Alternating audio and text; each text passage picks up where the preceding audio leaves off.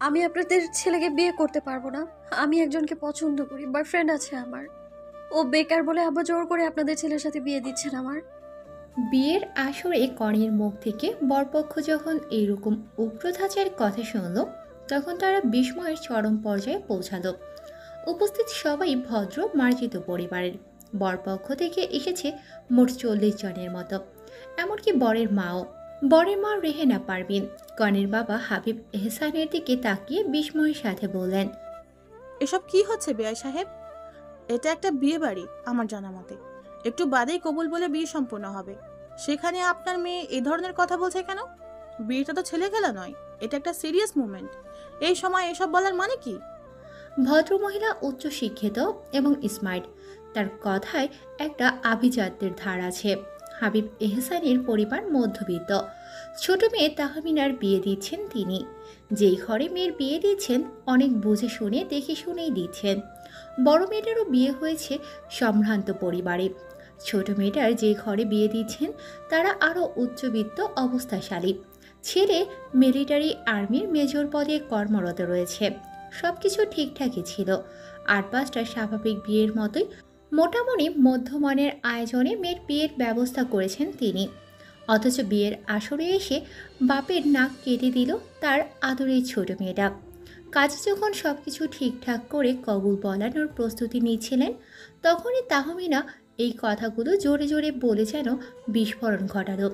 পুরো বিয়েবাড়ির আনন্দময় স্বাভাবিক পরিবেশটা আর স্বাভাবিক রইল না। বর্ষা যে একটা সাদামাটা পাঞ্জাবি পরে হাত শক্তভাবে মুঠো করে রাখা মেজর সাইম ইব্রাহিমকে একবার চোখাভাবে পরখ করে নিলেন হাবিব এহসান।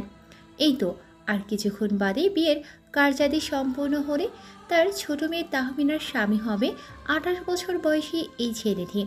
তবে এই ছেলেটার বর্তমান প্রতিক্রিয়া তিনি বুঝতে পারছেন না। ছেলেটাকে ঠিক বুঝে উঠতে পারছেন না হাবিব এহসান। পুরো বিয়ে বাড়ির কোনায় কোনায় গুজুর গুজুর ফুসুর ফুসুর চলছে। সবাই এ কথা ও কথা বলা বলি করছে।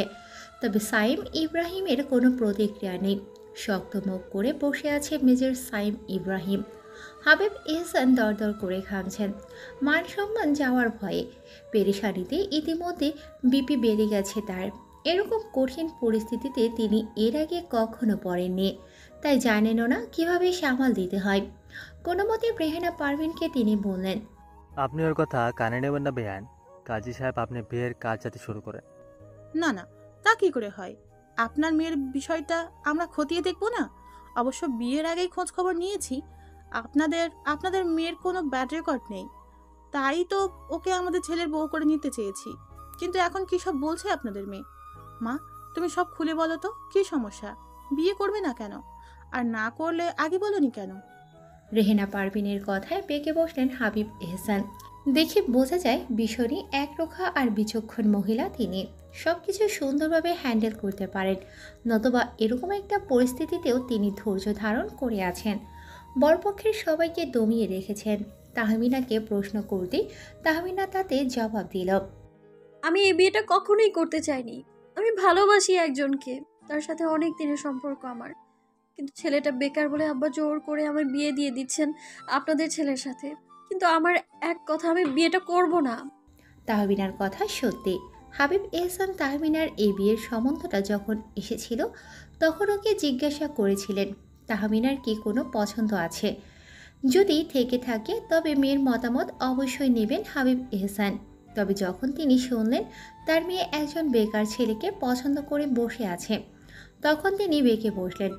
অবশ্য তার বেঁকে বসার আরও কিছু কারণ ছিল। তাহমিনা যেই ছেলেকে পছন্দ করে সে প্রচণ্ড বকে যাওয়া একটা ছেলে, পাশের এলাকায় থাকে। হাবিব এহসান চেনে ছেলেটাকে। ছেলেটার অনেক ব্যাড রেকর্ড রয়েছে, তাই মেয়ের এই পছন্দকে তিনি মেনে নিলেন না। বরং ভালো সম্বন্ধটা যাতে হাতছাড়া না হয়ে যায়, এই জন্য তাহমিনাকে অনেক ইমোশনাল ব্ল্যাকমেল করে বিয়েতে রাজি করিয়েছিলেন তিনি।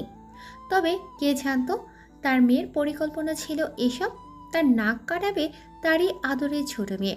হাবিব এহসান আর ভাবতে পারলেন না। ধপ করে চেয়ারে বসে পড়লেন তিনি, মাথা রগরগে। মেয়ের মুখের দিকে একবার চাইলেন, বধূ বেশে সাজে তার ছোট্ট মেয়েটার চোখে মুখে এক রত্তি লজ্জার ছিটে ফোঁটা নেই, আর না আছে সহমর্মিতা। ছোট মেয়েটা তার বরাবরই একটু একরোখা আর জেদি, ঠিক হাবিব এহসানের মতো। ইতিমধ্যে বিয়েবাড়ির সবাই যা বোঝার বুঝে গেছে। এরপর কি হতে চলেছে কেউই বুঝে উঠতে পারছে না। রেহেনা পারভিন তার সঙ্গে আসা মহিলা আত্মীয়দের সাথে আলাপ করছেন। ভদ্রমহিলার স্বামী জীবিত নেই, পরিবারে তিনি একমাত্র কর্ত্রী, তার কথাতেই তার পরিবার চলে, এতটুকু জানে হাবিব এহসান। এবার যদি তার মেয়ের বিয়েটা ভেঙে যায় তখন? ইতিমধ্যে প্যান্ডেলের এক কোণে তাহমিনার মামাতো বোন নাইমাকে দেখা গেল। ভেতর বাড়ি থেকে বেরিয়ে এসেছে ও উঠানের সামনের প্যান্ডেলে। বলা নেই কওয়া নেই, তাহমিনার হাত ধরে ওকে উঠিয়ে বাড়ির ভেতরে নিয়ে গেল নাইমা। এদিকে সবাই ওর যাওয়ার দিকে তাকিয়ে নানান কথা বলতে লাগলো। তাহমিনা দাঁড়িয়ে আছে ওর মা হেমা বেগমের সামনে। হেমা বেগম একটা চড় মারতে গিয়েও মারলেন না, হাত থমকে গেল তার। ছোট মেয়ের হাতে কখনোই কেউ গায়ে হাত তোলেনি, বরাবরই আহ্লাদ দিয়ে গেছে, আর এই আহ্লাদই এখন কাল হয়ে দাঁড়িয়েছে। হেমা বেগম কঠিনভাবে তাহমিনাকে প্রশ্ন করলেন, কি শুরু করেছো তুমি? আমাদেরকে তামাশার পাত্র বানাতে চাচ্ছ? আমরা কি শত্রু তোমার? আমি বিয়েটা করতে চাই না আম্মা। শুরু থেকে এই বিয়ের সম্পূর্ণ বিরোধী আমি। নীরবকে কেন তোমরা পছন্দ করলে না? ও ভালো ছেলে না? বাবা মা হয়ে আমরা কিভাবে ওই রকম একটা ছেলের সাথে তোমার বিয়ে দিই বলো? তুমি এরকম করছো কেন? তুমি কিছু বোঝো না তুমি? বাচ্চায় রয়ে গেছো কেন এখনো? বয়স তো 19 পার হলো বলে। বাচ্চার বিয়ে তবে কেন দিচ্ছ আম্মা? এত কম বয়সে কেন বিয়ে দিচ্ছ আমায়? একটু কি বিবেকে বাচ্চা না তোমাদের? না, বাচ্চা না। এই বংশের মেয়েদের অল্প বয়সেই বিয়ে হয়ে যায়, তাই তোমারও হচ্ছে। আমি বিয়ে করব না আম্মা, নীরবকে ছাড়া অন্য কাউকে না, কখনো না। তাহমিনা কঠোরভাবে বাদ সাধল। হেমাও দমে যাওয়ার পাটি নন, মেয়েকে ঘুরিয়ে একটা পুরনো পন্থা অবলম্বন করলেন। তাহমিনার হাত নিজের মাথায় রেখে বললেন, তুমি যদি এখন বিয়ের আসরে গিয়ে ভদ্রমতো চুপচাপ বিয়েটা না করো তবে আমার মরা মুখ দেখবে। তুমি এখন ওখানে যাবে, কবুল বলে বিয়ে করবে, ব্যাস। যদি আমি শুনেছি আবারও উল্টোপাল্টা কিছু করে আমাদের মান সম্মান ডুবিয়েছ, তবে এই ঘরেই আমি গলায় দড়ি দেব, না হয় বিষ খাবো। মায়ের কঠোর কথাগুলো শুনে আর দাঁড়াতে পারল না তাহমিনা। টলতে টলতে বাইরে বেরিয়ে আসলো ও। প্যান্ডেলের সামনে এসে সবার সামনে তিক্ত ভাব নিয়ে বলল, আমি রাজি আছি এই বিয়েতে। কাজী সাহেব বিয়ে পড়ান, দ্রুত করবেন, আমার গরম লাগছে। কথাটা শেষ করে মেজর সাইম ইব্রাহিমের পাশে গিয়ে বসলো তাহমিনা। তাহমিনার পরিবারের সবাই যেন স্বস্তির নিঃশ্বাস ফেলল। তবে এবার আসর ছাড়ল সাইম ইব্রাহিম। ওকে উঠে দাঁড়াতে দেখে সবাই অবাক হলো। এতক্ষণ একটা কথাও বলেনি সাইম, তবে এবার ওর কঠোরতা চোখ মুখ ঠিকরে বের হলো। বহু কষ্টে নিজেকে আটকে রেখেছিল সাইম। সে যেন এই সময়টারই অপেক্ষা করছিল, যেন জানতো তাহমিনা ফিরে এসে বিয়েতে রাজি হওয়ার কথা বলবে। সাইম এগিয়ে গেল তার মায়ের কাছে। রেহেনা পারভিনের হাত নিজের হাতের মুঠোয় নিয়ে বলল, আমার মাকে যেখানে অপমান করা হয় সেখানে আমি কখনোই থাকি না, আর সেখানে বিয়ে করা তো বহু দূরের প্রশ্ন। মা, সবাইকে নিয়ে চলুন, ফিরে যাই। এই মেয়েটা আস্ত একটা বেয়াদব। এরকম বেয়াদব স্বভাবের মেয়ে আমি বিয়ে করব না। যে নিজের মা বাবাকে সম্মান করতে পারে না, আই এম শিওর সে আপনাকে জীবনেও সম্মান করবে না। মেজর সাইম ইব্রাহিমের বউ হবে শান্ত চুপচাপ মেজাজের। এরকম উগ্র মেজাজে মেয়ে কখনোই আমার বউ হওয়ার যোগ্য না। রেহেনা পারভিন যেন চাইলেন না, কেন জানি তার এই তাহমিনা মেয়েটাকে পছন্দ হয়েছে। কি তেজ কথার, সে কি দাপট, একদম তারই মতো। মেয়েটার মধ্যে কি যেন একটা আছে যা অন্যদের মধ্যে তিনি দেখেননি। কম তো মেয়ে দেখলেন না জীবনে। মেয়েটা আলাদা, কি যেন একটা সবার থেকে আলাদা করে রেখেছে ওকে। নিজেরই প্রতিবিম্ব কিছু অংশ যেন তাহমিনার মধ্যে দেখতে পেয়েছেন রেহেনা পারভিন। মেয়েটাকে তার মনে ধরেছে ছেলের বউ হিসেবে। মেয়েটার অতীত কালোর প্রেম নিয়ে তার কোনো মাথা ব্যথা নেই। রেহেনা পারভিন আধুনিক মনস্ক মানুষ, তাই ব্যাপারটাকে খুব একটা জোরালোভাবে নেননি তিনি। তবে হ্যাঁ, এখানে ঘটে যাওয়া এই সম্পূর্ণ ঘটনায় কিছুটা মনক্ষুণ্ণ হয়েছেন তিনি। তবুও সব কিছু সামলে নেওয়ায় বিচক্ষণতাও তার আছে। রেহেনা পারভিন ছেলের হাত চেপে ধরে বললেন, এই মেয়েকেই আমাদের ঘরের বউ করব সাইম। আমার একমাত্র ছেলের বউয়ের দাপট তো এইরকমই হওয়া উচিত। তুমি এই বিয়েটা করবে সাইম। মেয়েটার মাথার তার বোধ হয় একটু ছেঁড়া, তবে সে আমি ঠিক করে নিব। তুমি চিন্তা করো না। আমার এই সিদ্ধান্তকে চাইলে তুমি আমার আহ্লাদীপনা বলতে পারো, তবু মায়ের এই স্বাদ অপূর্ণ রেখো না প্লিজ। পৃথিবীতে এই একজন মাত্র মানুষের নিকটে মেজর সাইম ইব্রাহিম অন্যরকম। মাকে সে সর্বোচ্চ সম্মান করে, মায়ের কোনো কথা ফেলে না, অপূর্ণ রাখে না। অতি মাতৃভক্তি বললেও ভুল হবে না, তবে এর নামই বোধ হয় ভালোবাসা। মায়ের এই কথাটাও কোনোভাবেই ফেলতে পারল না সাইম। পুনরায় বিয়ের আসরে গিয়ে বসল। বিয়েটা হয়ে গেল শীঘ্রই। তাহমিনার পরিবারের সবাই হাঁপ ছেড়ে বাঁচল, আর সাহেবের পরিবারের আত্মীয় স্বজনরা নিজেদের মধ্যে বিরোধপূর্ণ ভাব প্রকাশ করতে লাগলো। যদিও যেখানে পরিবারের কর্তী আর তার একমাত্র সন্তানেরই কোনো আক্ষেপ নেই, সেখানে তাদের কথা বলা অনর্থক বলে মনে হলো তাদের। তবে তাহমিনার সম্পর্কে একটা বিরূপ ভাব ছড়ালো তাদের মনে। তাহমিনার পরিবারের সবাই তাড়াহুড়ো করলো খুব। বিয়ের অনুষ্ঠান শেষ হতে হতে সন্ধ্যা হয়ে গেছে। তাহমিনার লাগেজে জিনিসপত্র সবকিছু গুছিয়ে দিয়েছে ওর বড় বোন আর মা। তাহমিনা চুপচাপ ঘরে বসে সবার কর্মকাণ্ড দেখছে। বাইরে বরপক্ষ অপেক্ষা করছে। রেহেনা পারভিন আলাদাভাবে হাবিব এহসানের সাথে কিছু কথা বলছেন। তাহমিনার জিনিসপত্র সবকিছু গোছগাছ করা হয়ে গেলে হেমা বেগম ওর কাছে আসলেন। মেয়ের পাশ ঘেঁষে বসে বললেন, আহ্লাদ, যত যা করার বাপের বাড়িতে করেছো। ও বাড়িতে গিয়ে কোনো প্রকার বেয়াদবি করবে না। তোমার উগ্রতা আমরা সহ্য করলেও ওরা কিন্তু সহ্য করবে না। তোমার আব্বা কিন্তু খুব কষ্ট পেয়েছেন তোমার এরকম আচরণে। জীবনে এই প্রথম তুমি তার মনে এভাবে আঘাত করলে। ধাক্কাটা সামলানো খুব কঠিন।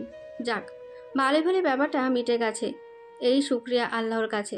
যাওয়ার আগে তোমার আব্বার কাছে ক্ষমা চেয়ে সুন্দরভাবে দুটো কথা বলে যেও। হেমা বেগম থামলেন, আবার পুনরায় ফিসফিস করে তাহমিনাকে উদ্দেশ্য করে বললেন, যার সাথে তোমার বিয়ে হয়েছে সে কিন্তু প্রচুর বদরাগী, প্রবল আত্মমর্যাদা সম্পন্ন মানুষ, খুবই স্ট্রিক্ট আর আর নিয়মনীতিগর। যদিও এটা শোনা কথা, কতটুকু সত্যি জানি না। আমাদের এখানকার মতো আচরণ কিন্তু ওখানে পাবে না। আর তোমার স্বামীকে সমঝে বুঝে চলবে, কখনো তাকে হেয় করে কথা বলবে না। আর শ্বশুরবাড়িতে বুঝে শুনে কথা বলবে, না পারলে মুখ খুলবে না, বোবা হয়ে থাকবে। তুমি মুখ খুললেই তো বিস্ফোরণ ঘটে। মায়ের কথার পিঠে কোনো কথা বলল না তাহমিনা। বিয়েতে কবুল বলা অবধি থেকে মুখে কুলুপ এঁটে রেখেছে সে, যে কেউ এই মুহূর্তে তাহমিনাকে দেখলে বলে দিতে পারবে যে তাকে জোর করে বিয়ে দেওয়া হয়েছে। বিবাহ বিদায় পর্ব সম্পূর্ণ করা হলো। তাহমিনাকে প্রাইভেট কারে বসিয়ে বিদায় দিলেন তাহমিনার বাবা। তাহমিনার মা বাইরে আসেননি, ঘরের জানালা দিয়ে মেয়ের বিদায় দেখেছিলেন তিনি। তাহমিনার বাবা হাবিব এহসান মেয়ের হাত পাশে শক্ত মুখে বসে থাকা মেয়ের জামাই মেজর সাইম ইব্রাহিমের হাতে তুলে দিয়ে বললেন, আমার আদরের মেয়েটাকে ভরসা করে তোমার হাতে তুলে দিলাম বাবা, দেখে রাখো ওকে। শ্বশুরের কথায় ছোট্ট করে আচ্ছা বলে জবাব দিল সাইম। তারপরেই কানে হেডফোন গুঁজে সিটে হেলান দিয়ে চোখ বুজে ফেলল। হাবিব এহসান সরে গেলেন। মেয়ে বিদায়ের শোকে তার চোখের কোণে রূপালী অশ্রু চিকচিক করছে, তা লুকাতে দ্রুত চলে গেলেন তিনি। তাহমিনা পরিবারের তেমন কাউকেই পেল না বিদায়ের সময়ে। হয়তো বিয়ের পূর্বেকার ঘটনার জন্য সবাই তার উপর ক্ষিপ্ত। কথাটা ভেবে একটা দীর্ঘশ্বাস ফেলে তাহমিনা, যদিও এতে ওর বিশেষ করেও আক্ষেপ নেই। আপাতত জোরপূর্বক দেওয়া এই বিয়ের ধাক্কা সামলাতেই হিমশিম খাচ্ছে ও। গাড়ি চলতেই শুরু করেছে। এই গাড়িতে শুধুমাত্র তাহমিনা আর মেজর সাইম ইব্রাহিম, আর সামনের দুটো মাইক্রোবাসে তাহমিনার শ্বশুরবাড়ির লোকজন। তাহমিনার কোনো রকম অনুভূতি কাজ করছে না। পাশে বসে থাকা জলজান্ত লোকটাকে ঘুরেও দেখল না সে, যদিও না তাকেই অনুভব করতে পারল লোকটারও তাকে নিয়ে বিশেষ কোনো আগ্রহ নেই। সিটে হেলান দিয়ে চোখ বুজে বসে আছে, কানে সাদা রঙের হেডফোন। এই মুহূর্তে তাহমিনার মস্তিষ্ক বলছে, ঘুমিয়ে পড় তাহমিনা। তাহমিনা করলেও তাই। বরাবরই সে মনের কথা না শুনে মস্তিষ্কের কথা শুনে চলে। সিটে হেলান দিয়ে ঘুমিয়ে পড়ল ও। শ্বশুরবাড়িতে পৌঁছাতে কত সময় লাগতো তাহমিনার জানা নেই। ও যখন ঘুম থেকে উঠল তখন নিজেকে একটা রুমের বিছানায় আবিষ্কার করল। ঘাড় ঘুরিয়ে দেখতেই রুমের সোফায় বসে থাকা একটা মেয়ে উঠে আসলো তাহমিনার দিকে। মেয়েটাকে বিয়ের সময় বরপক্ষের সাথে দেখেছে তাহমিনা, টেবিলের উপরে থাকা শরবতের গ্লাসটা তাহমিনার হাতে ধরিয়ে দিয়ে মেয়েটা বলল, আমি সিনথিয়া, আপনার ননদ, সাইম ভাইয়ার চাচাতো বোন। এই শরবতটুকু খেয়ে নিন বৌমনি, ক্লান্তিভাব কেটে যাবে। আমাকে এখানে নিয়ে এসছে কে? আমি তো গাড়িতে। টানা 5.5 ঘন্টার জার্নি হয়েছে। গাড়িতে আপনি ঘুমিয়ে পড়েছিলেন। চাচিমা আপনাকে জাগাতে নিষেধ করেছিল, তাই ভাই আপনাকে কোলে তুলে রুমে নিয়ে এসেছে। এটা আপনার শ্বশুর বাড়ি, আপনার হাজবেন্ডের রুম। সিনথিয়ার কথা শুনে বিশেষ কোনো প্রতিক্রিয়া দেখালো না তাহমিনা। নিচে মনে কি ভাবলো জানা নেই ওর, তবে ভদ্রতাকে পুরোপুরি একপাশে রেখে গ্লাসের শরবতটুকু সম্পূর্ণ এক চুমুকে খেয়ে ফেলল। শরীর ক্লান্তিতে অসাড় হয়ে এসেছে। সারাটা দিন কম ধকল তো যায়নি ওর ওপর থেকে। সিনথিয়া বোধহয় তাহমিনাকে দেখে কিছুটা আন্দাজ করতে পারল, বলল, আপনি কি রাতের খাবার খেয়ে ঘুমাবেন বৌমনি? না, খিদে নেই, ঘুমিয়ে পড়ছি। তাহলে আপনি অল্প কিছুক্ষণ অপেক্ষা করুন। চাচিমা নিচতলায় অতিথিদের সাথে আলাপ করছেন। আমাকে বলেছেন আপনার সাথে তার কিছু কথা আছে, একটু পরেই আসছেন। আচ্ছা। সিনথিয়া রুম থেকে চলে যাওয়ার কিছুক্ষণ পরেই রুমে আসলেন সাইমের মা রেহেনা পারভিন। বিছানায় তাহমিনার পাশে বসে ওর মাথায় হাত বুলিয়ে দিয়ে বললেন, শোনো আম্মা, তোমাকে কিছু কথা বলি, মনোযোগ দিয়ে শুনবে। তাহমিনা ভদ্রভাবে মাথা নাড়িয়ে সায় জানালো। রেহেনা পারভিন বলা শুরু করলেন, সাইমের বাবা সোবহান তাহের একজন সৈনিক ছিলেন, বাংলাদেশ মিলিটারি আর্মির লেফটেন্যান্ট কর্নেল, সঙ্গে একজন আন্ডারকভার প্যারা কমান্ডো স্পেশাল ফোর্সের অফিসার। সাইমের যখন 15 বছর বয়স, তখন সোবহানকে আফ্রিকার কঙ্গোতে একটা মিশনের জন্য যেতে হয়েছিল। তবে ফিরে আসলো তার লাশ। স্বামীর মৃত্যুর ধাক্কাটা তখন সামলানো খুব কঠিন হয়ে দাঁড়িয়েছিল আমার জন্য। তার উপর আবার একমাত্র ছেলের চিন্তা। তবে আমি দুর্বল হয়ে যাইনি। একটা কথা মনে রাখবে, জগতের সবচেয়ে বেশি অবহেলা অত্যাচারের শিকার হয় দুর্বলরা, আঘাত পায় বেশি। আমার এটা ধারণা ছিল, স্বামীহারা এক সন্তান পালন করা মহিলাকে সমাজ সব দিক থেকে তিক্ত করতে ব্যস্ত থাকে। কিন্তু আমার নিজেকে এবং নিজের সন্তানকে আত্মরক্ষা করার বুদ্ধি ও কৌশল থাকার কারণে আজ আমি এখানে। স্বামী নেই, তবুও আমার শ্বশুরবাড়িতে আমারই রাজ, সর্বোচ্চ সম্মান আমার। এটা গড়তে বহু সময় লেগেছে। সাইমের ক্যারিয়ার আমি নিজে হাতে গড়ে দিয়েছি। ওকে সব সময় উৎসাহ দিয়ে ওর বাবার মতো কঠোর একরক্ষা তৈরি করেছি, দেশপ্রেমিক হতে শিখিয়েছি। আমি সবসময় চাইতাম সাইমের জন্য একটা নম্র ভদ্র মেয়ে আনবো। তোমাকে প্রথমবার দেখেই সেরকম ভেবেছিলাম, কিন্তু আজ বিয়ের সময় ভুল ভাঙলো। তুমি 19 বছর বয়সী আবেগী একটা মেয়ে, তা তোমাকে দেখলেই বোঝা যায়। আবেগে পড়েছ, সময় যাক সব আবেগ কাটবে, বাস্তবতা বুঝতে শিখবে। আসল যেই কথা, তুমি আমার আদরের ছেলের বউ, ভুল করলেও তোমাকে বুঝিয়ে সুঝিয়ে শেখানোর কর্তব্য আমারই। আমার ছেলেটা তোমার থেকে গুনে গুনে 8 বছরের বড়, তাই ওকে হয়তো বোঝা কঠিন হবে তোমার পক্ষে। সহজভাবে বললে তুমি কিছুটা উগ্র স্বভাবের, আর সায়েম এই স্বভাব পছন্দ করে না, তাই ওকে মেজাজ দেখাবে না, বুঝেছ মা? তাহমিনা যথাসম্ভব নিজেকে শান্ত রেখে মাথা নাড়ালো। তার মায়ের কথা অনুযায়ী এই বাড়িতে তাকে নিজের জবান বন্ধ রেখে থাকতে হবে। আপাতত সেই চেষ্টাটুকু করছে তাহমিনা। রেহেনা পারভিন আবার বললেন, শোনো, সাহেম বাড়িতে নেই, ঢাকা গেছে কোনো একটা কাজে, তাই তোমাকে একাই থাকতে হবে। একা থাকতে পারো তো? অসুবিধা হলে না হয় সিনথিয়া অথবা অন্য কাউকে পাঠিয়ে দিচ্ছি। না থাক, প্রয়োজন নেই, আমার একা থাকার অভ্যাস আছে। শাশুড়ির কথায় বাদ সাধল তাহমিনা। সে তো বরং একাই শান্তিতে থাকতে চায়। এবারের কারোর সাথে সখ্যতা করার বিন্দুমাত্র ইচ্ছে ওর নেই। রেহেনা পারভিন তাহমিনার ঘুমানোর জন্য বিছানা প্রস্তুত করে দিলেন। যাওয়ার সময় বলে গেলেন, সাহেম যেহেতু জরুরি কাজে গেছে, তাই ফিরতে 2-3 দিন অথবা তারও বেশি সময় লাগলে পারে। সিউরিটি নেই। এখন তুমি যেহেতু ওর স্ত্রী, তাই ওর সম্পর্কে সব আপডেট জেনে রাখা দরকার তোমার। আর শোনো, সিনথিয়া এসে সাইমের নাম্বার দিয়ে যাবে তোমাকে। ওকে কল করে ভালো মন্দ কথা বলবে, ওর সাথে মেশার চেষ্টা করবে। রেহেনা পারভিন রুম থেকে চলে গেলেন। তিনি যেতেই তাহমিনা মুখ ভেঙচে বলে উঠল, ভালো মন্দ না ছাই বললেই হয়ে গেল নাকি? একটা লোককে ঠিক মতো চিনি না, জানি না, চট করে ভালো মন্দ কথা বলে নিব? মগের মুলুক নাকি? তাহমিনা কারোর সাথে অত ভালো মন্দ কথা বলতে পারে না, নিজের গোষ্ঠীর লোকদের সাথেই বলে না। আর কোথায় তো মাত্র কয়েক ঘন্টা চোখে দেখা মানুষজন, তাহমিনা অত সস্তা না। বলতে বলতে বিছানায় বসে পড়ল তাহমিনা।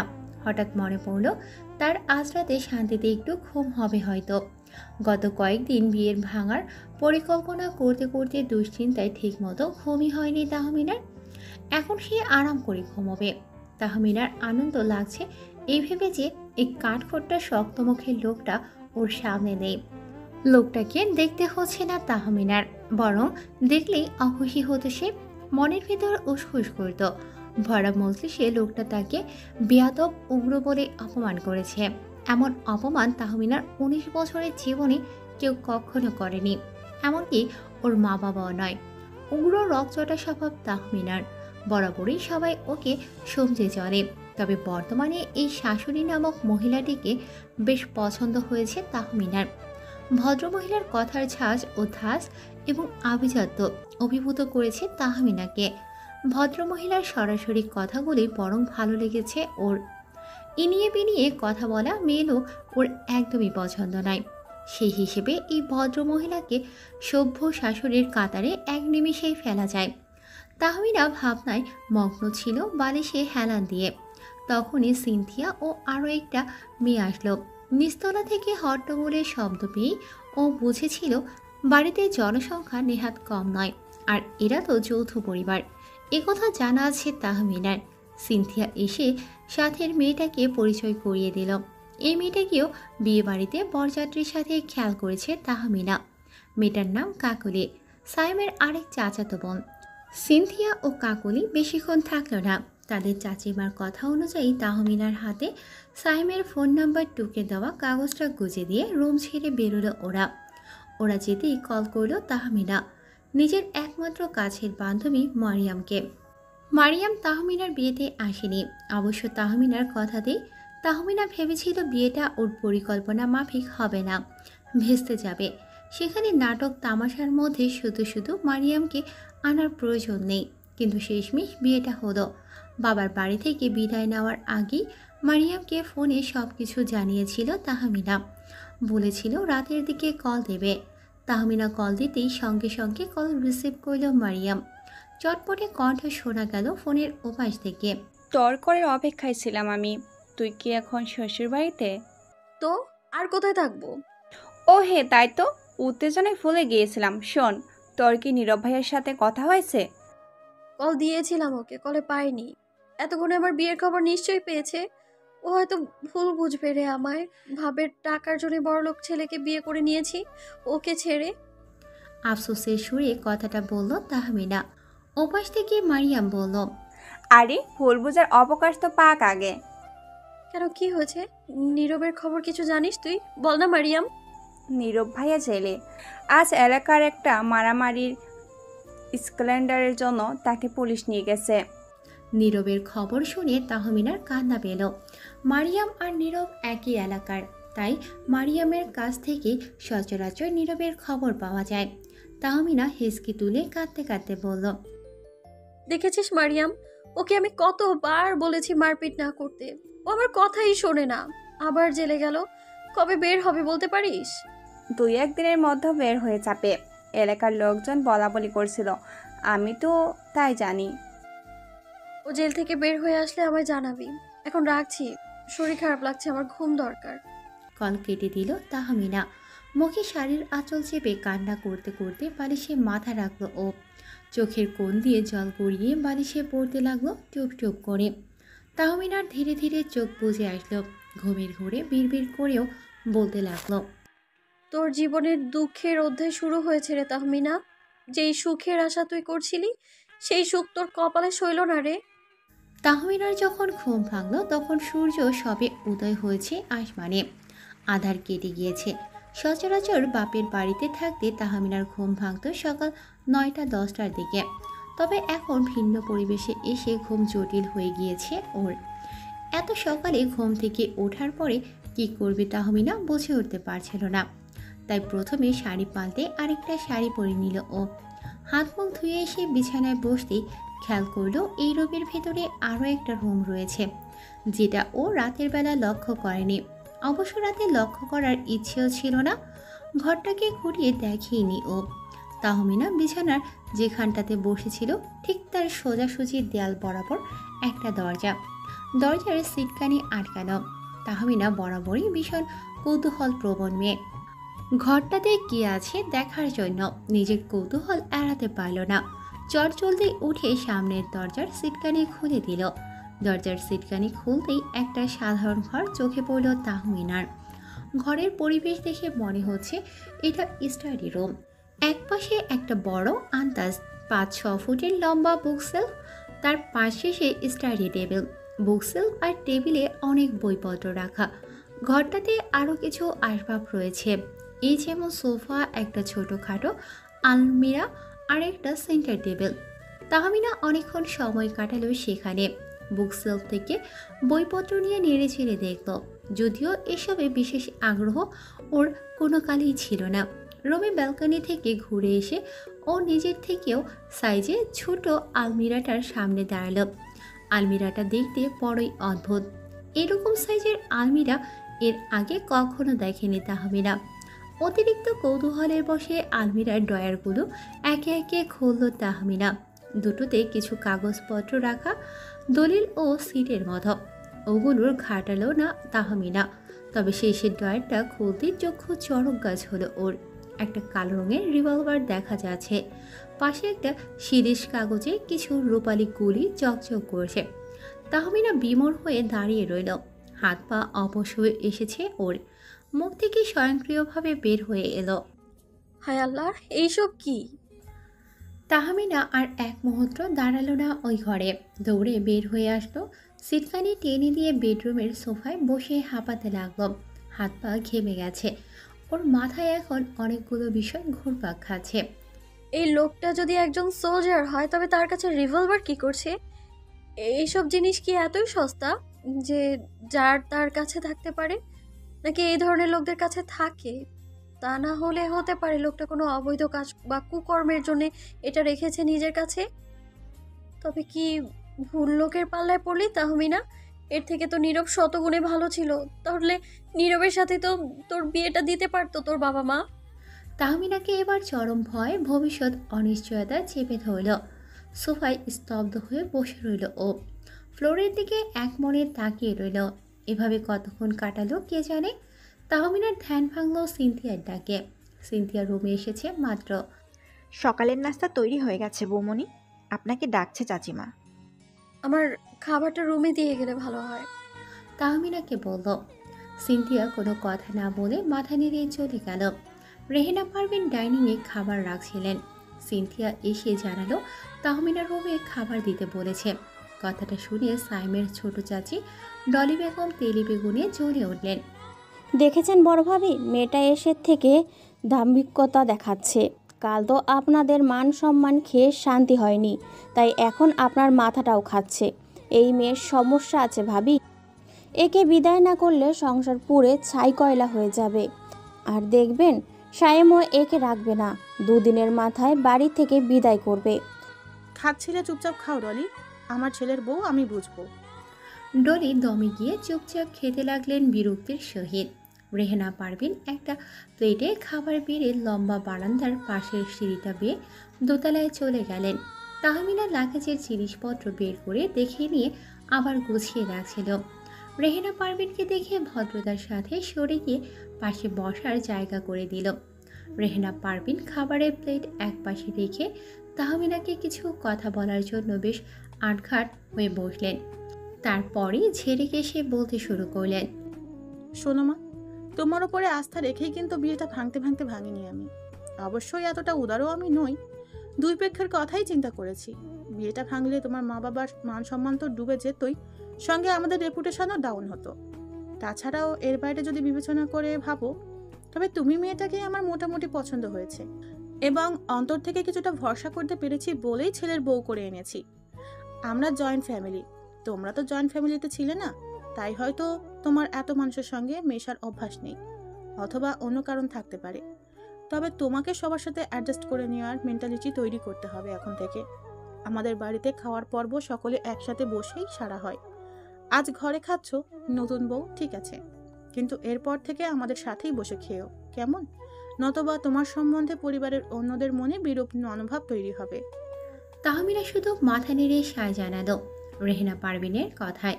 অদ্ভুত ব্যাপার হলো এসে থেকে এই ভদ্রমহিলার একটা কথা একটা আচরণও খারাপ লাগছে না তাহমিনার। কেমন যেন মাতৃসুলভ আচরণ পাচ্ছে এই শাশুড়ি সম্পর্কের মানুষদের থেকে।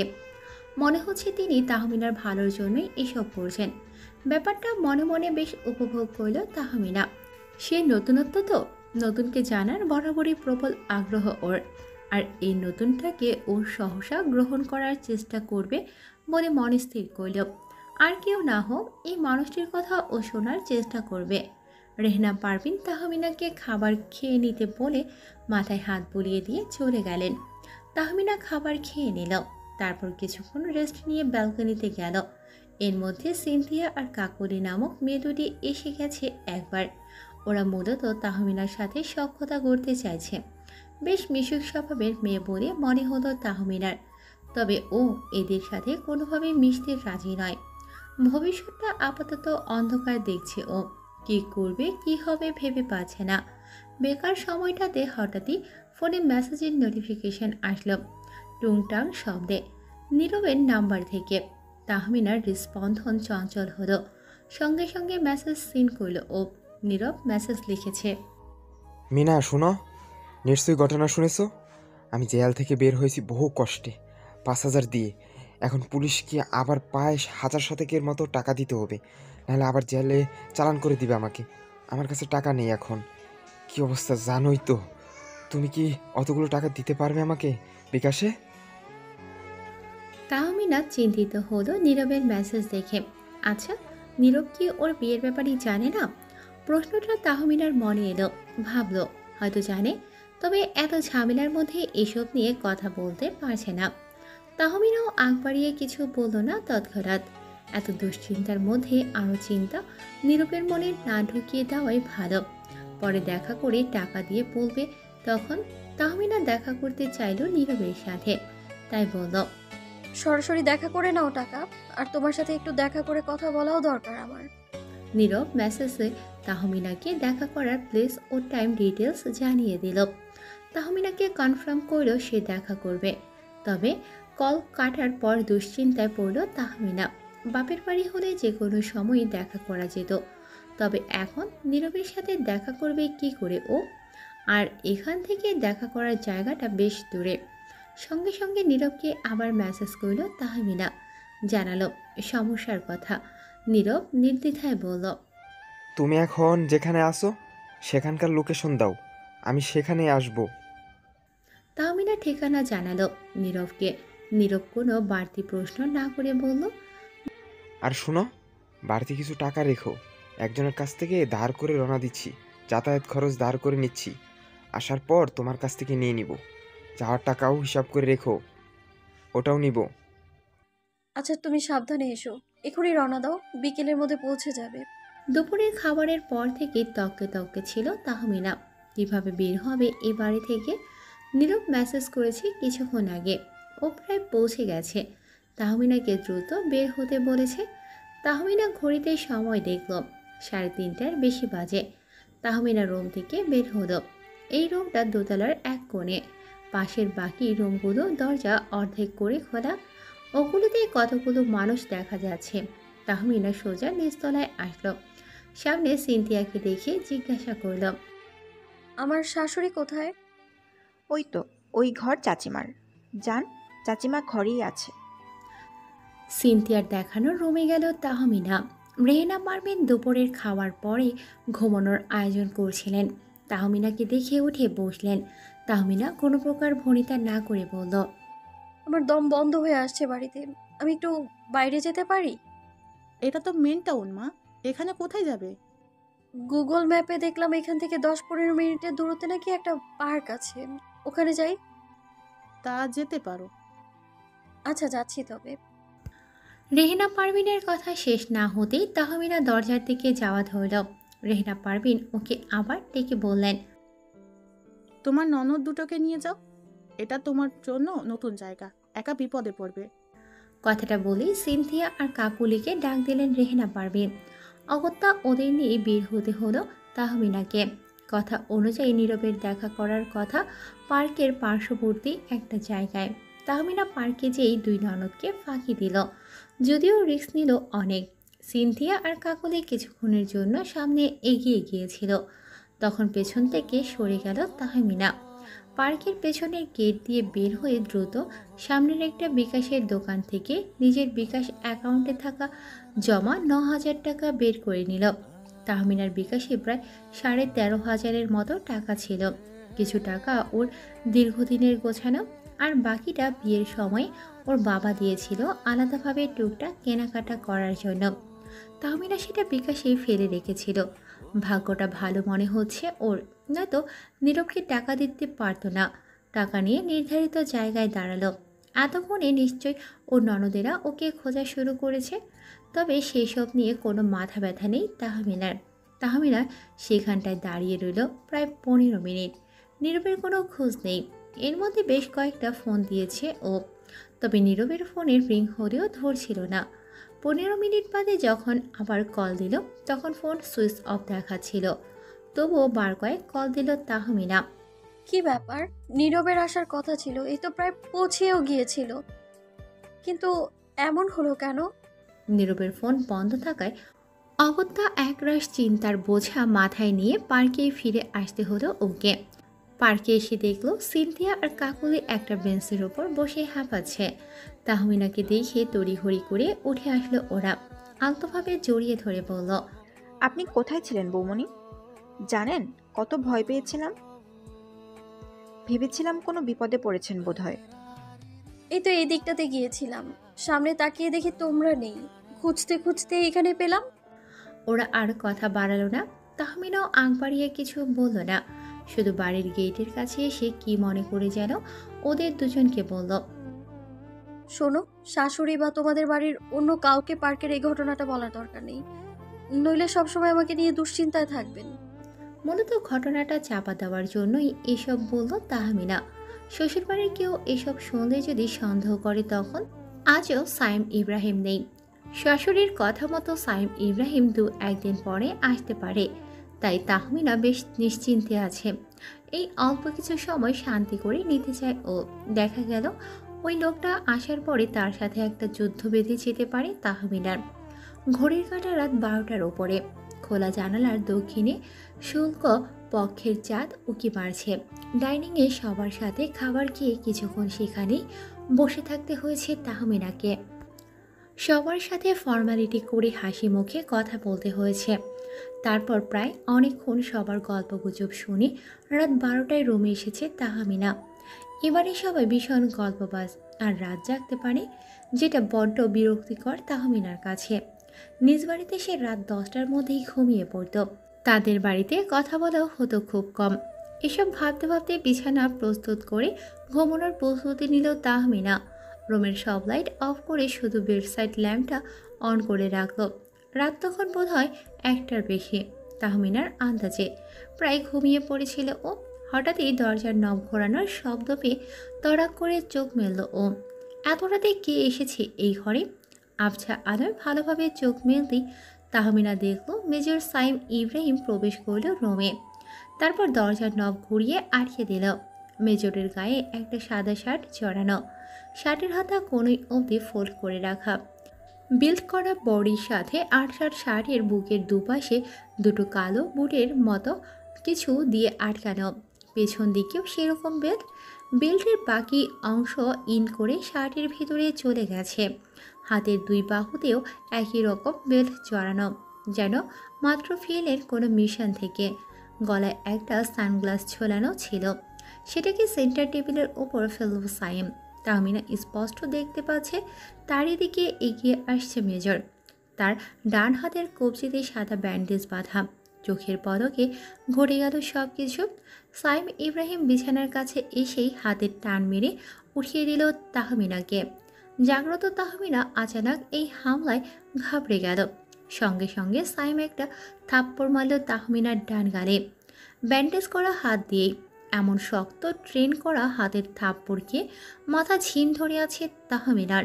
গালে হাত চেপে সাইমের ক্ষিপ্ত মুখটা বোঝা যাচ্ছে। দাঁতে দাঁত চেপে দাঁড়িয়ে আছে সাইম ইব্রাহিম। সাইম দাঁড়িয়ে থেকে বিছানায় গালে হাত চেপে বসে থাকা তাহমিনাকে উদ্দেশ্য করে বলল, এই চরটা আপনাকে বিয়ের দিনে মারা উচিত ছিল, যখন আপনি নিজের বাবা মাকে অপদস্থ করেছিলেন সবার সামনে। জনসম্মুখে চর খেয়ে হয়তো টনক নড়ত, আপনার বুদ্ধি খুলত, তবে তখন আমার কোনো অধিকার ছিল না, তাই মারতে পারিনি। এখন অধিকার হয়েছে, সুতরাং চরটা মারা যায় আছে। তাহমিনা ভীষণ বেপরোয়া তো আপনি। সাইমের ধারালো কথায় তাহমিনার কি হলো কে জানি, কান্না পেল না ওর, বরং চোয়াল শক্ত হয়ে গেল। চট করে উঠে দাঁড়িয়ে দরজার দিকে হাঁটা ধরল ও। সাইমের শানিত মস্তিষ্কের সঙ্গে সঙ্গে ব্যাপারটা ধরতে পারল।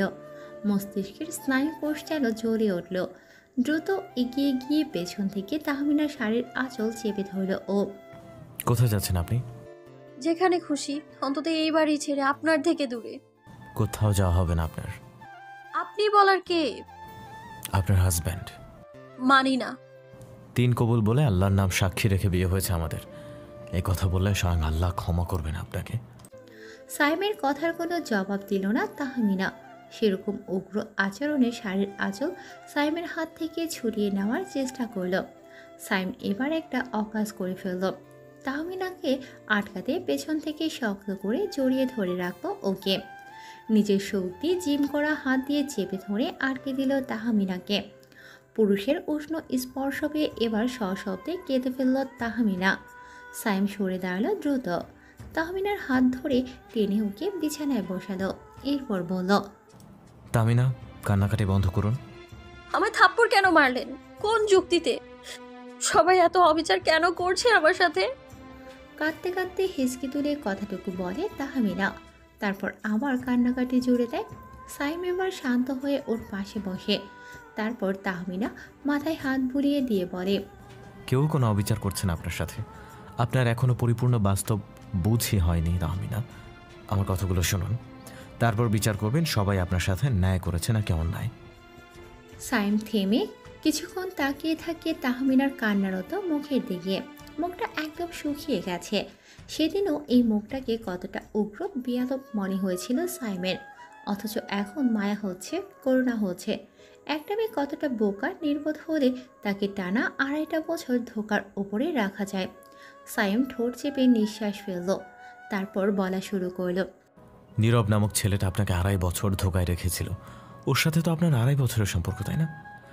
সে যাই হোক, নীরব আপনার থেকে বিভিন্ন সময় চাকরির পরীক্ষা দিতে যাওয়ার জন্য টাকা, এই বিপদ সেই বিপদ বলে বিভিন্ন সময় যত টাকা নিত ওগুলো মিথ্যা বলে নিত। ওই টাকা দিয়ে ও জুয়া খেলতো, নেশা পানি করতো। ইভেন আজ আপনার কাছে যে টাকা চেয়েছিল পুলিশকে দেবে বলে, ওটা গোটা একটা মিথ্যার ওপর ভিত্তি করে পুলিশকে 5,000 টাকা দিয়ে ওকে ছাড়ানো হয়েছে। ও আপনার কাছে যে টাকাটা চেয়েছে ওটা পুলিশকে নয়, বরং ওর এক জুয়ারি বন্ধুর পাওনা ফেরত দেবে। আর ও আপনাকে কখনো ভালোবাসেনি, ইউজ করেছে শুধু অ্যাজ আ নেডস। আর আপনিও বোকা, ভালোবাসায় অন্ধ, মিথ্যে ভালোবাসায়। ওর মতো পাকা জুয়ারিয়া নেশাখোরকে চোখ বন্ধ করে বিশ্বাস করে গেছেন।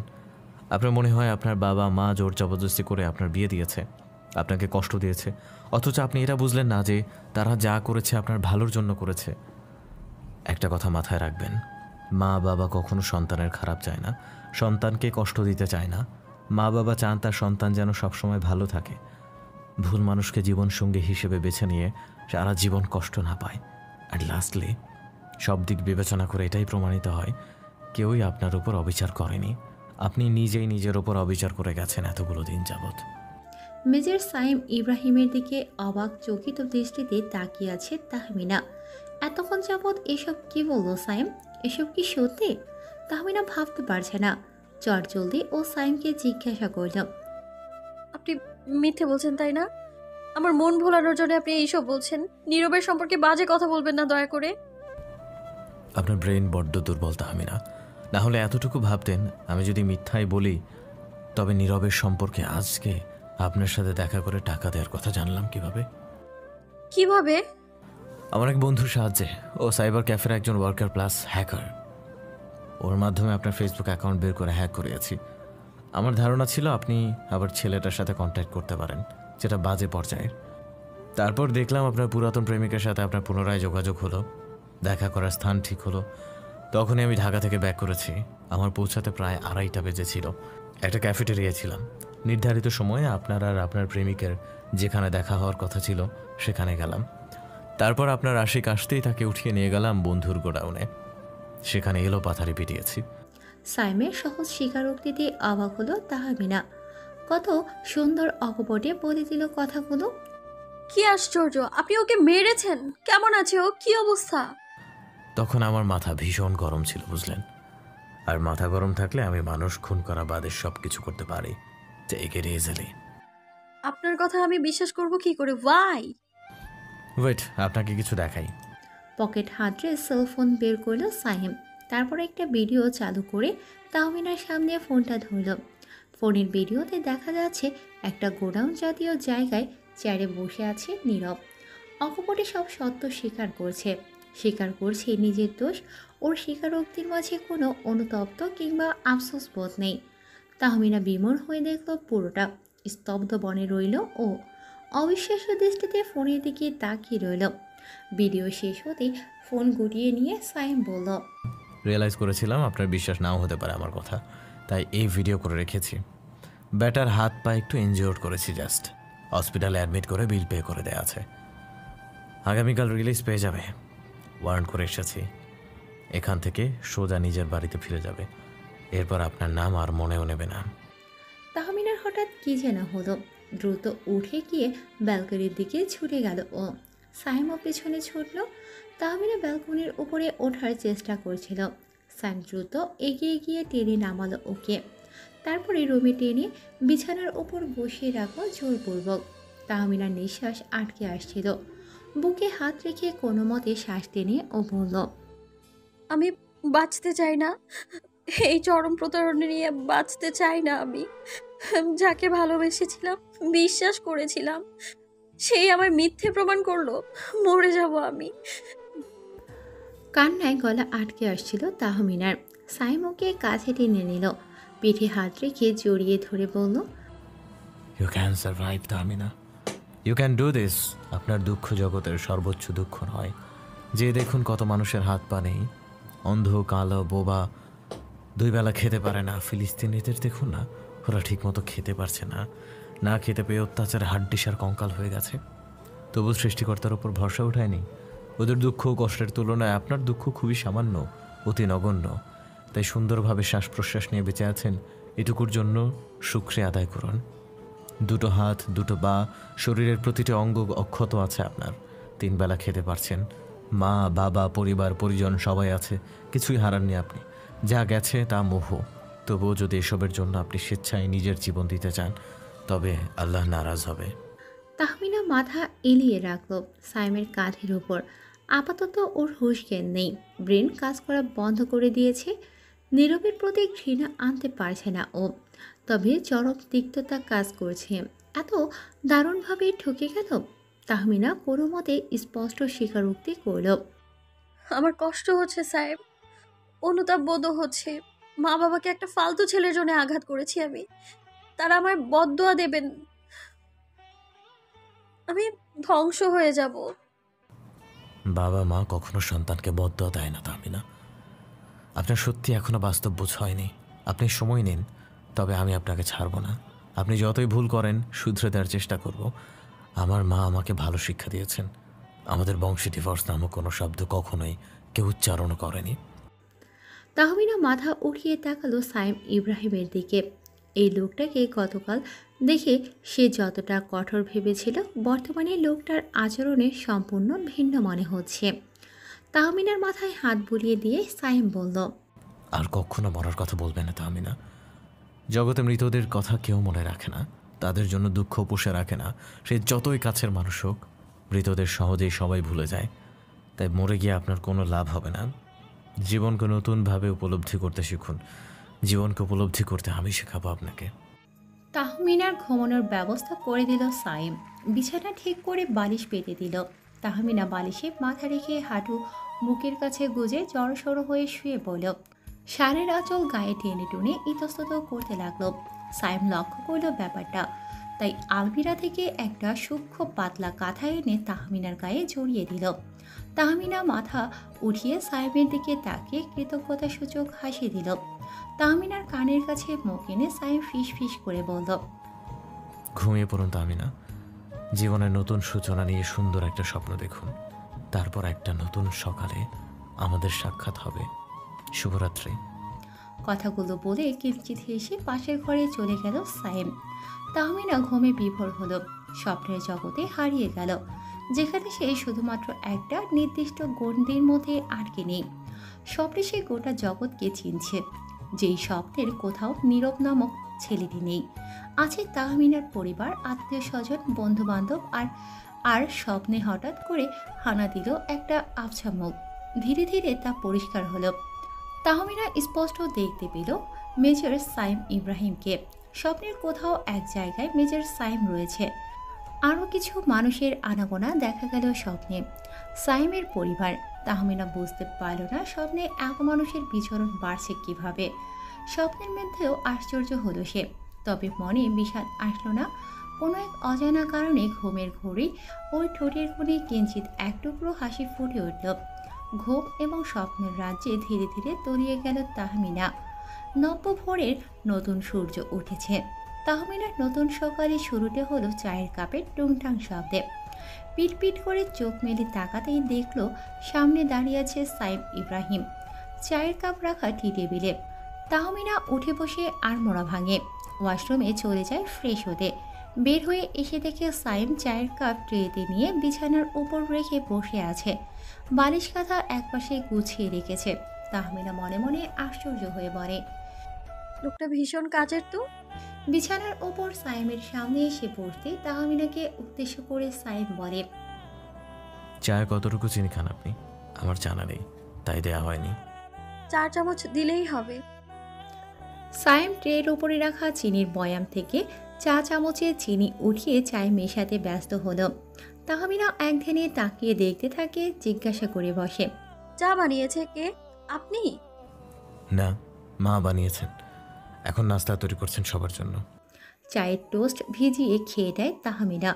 ওর খাওয়া শেষ হতে সাইম উঠে পাশের রুমে যায়। একটা বই এনে তাহমিনার হাতে দিয়ে বলে, এটা পরে সময় কাটান, আমি নিচে যাচ্ছি। নাস্তা তৈরি হয়ে গেলেই ডেকে নেব আপনাকে। সবার সাথে বসে নাস্তা করবেন, ওকে? তাহমিনা সম্মতিসূচক মাথা নাড়ায় সাইমের কথায়। বই হাতে নিয়ে বসে পড়ে। সাইম যখন দরজা ঠেলে রুমের বাইরে যায় তখনও অবধি ও এক মনে তাকিয়ে থাকে সাইমের যাওয়ার দিকে। সকালে নাস্তা করার জন্য নিচে আসে তাহমিনা। সাইম ওর সাথেই ছিল। সবার মাঝখানে এসে এখন আনকমফোর্টেবল ফিল হচ্ছে তাহমিনার। এই মানুষগুলোর তাকে নিয়ে মনে নিশ্চয়ই বেশ বিরূপ মনোভাব তৈরি হয়েছে। তাহমিনা চেষ্টা করবে সেটা কাটিয়ে ওঠানোর। ড্রয়িং রুমে লাগানো ডাইনিং রুম আর আরেক দিকে রান্নাঘর। তাহমিনা গিয়ে সোফায় বসল। সোফায় পরিবারের অনেক সদস্যরা বসেছিল। সাইমের মা আর ছোট চাচি ছিলেন রান্নাঘরে। মেজো চাচি বাড়ির ছোটদের সাথে সোফায় বসে গল্প করছিলেন।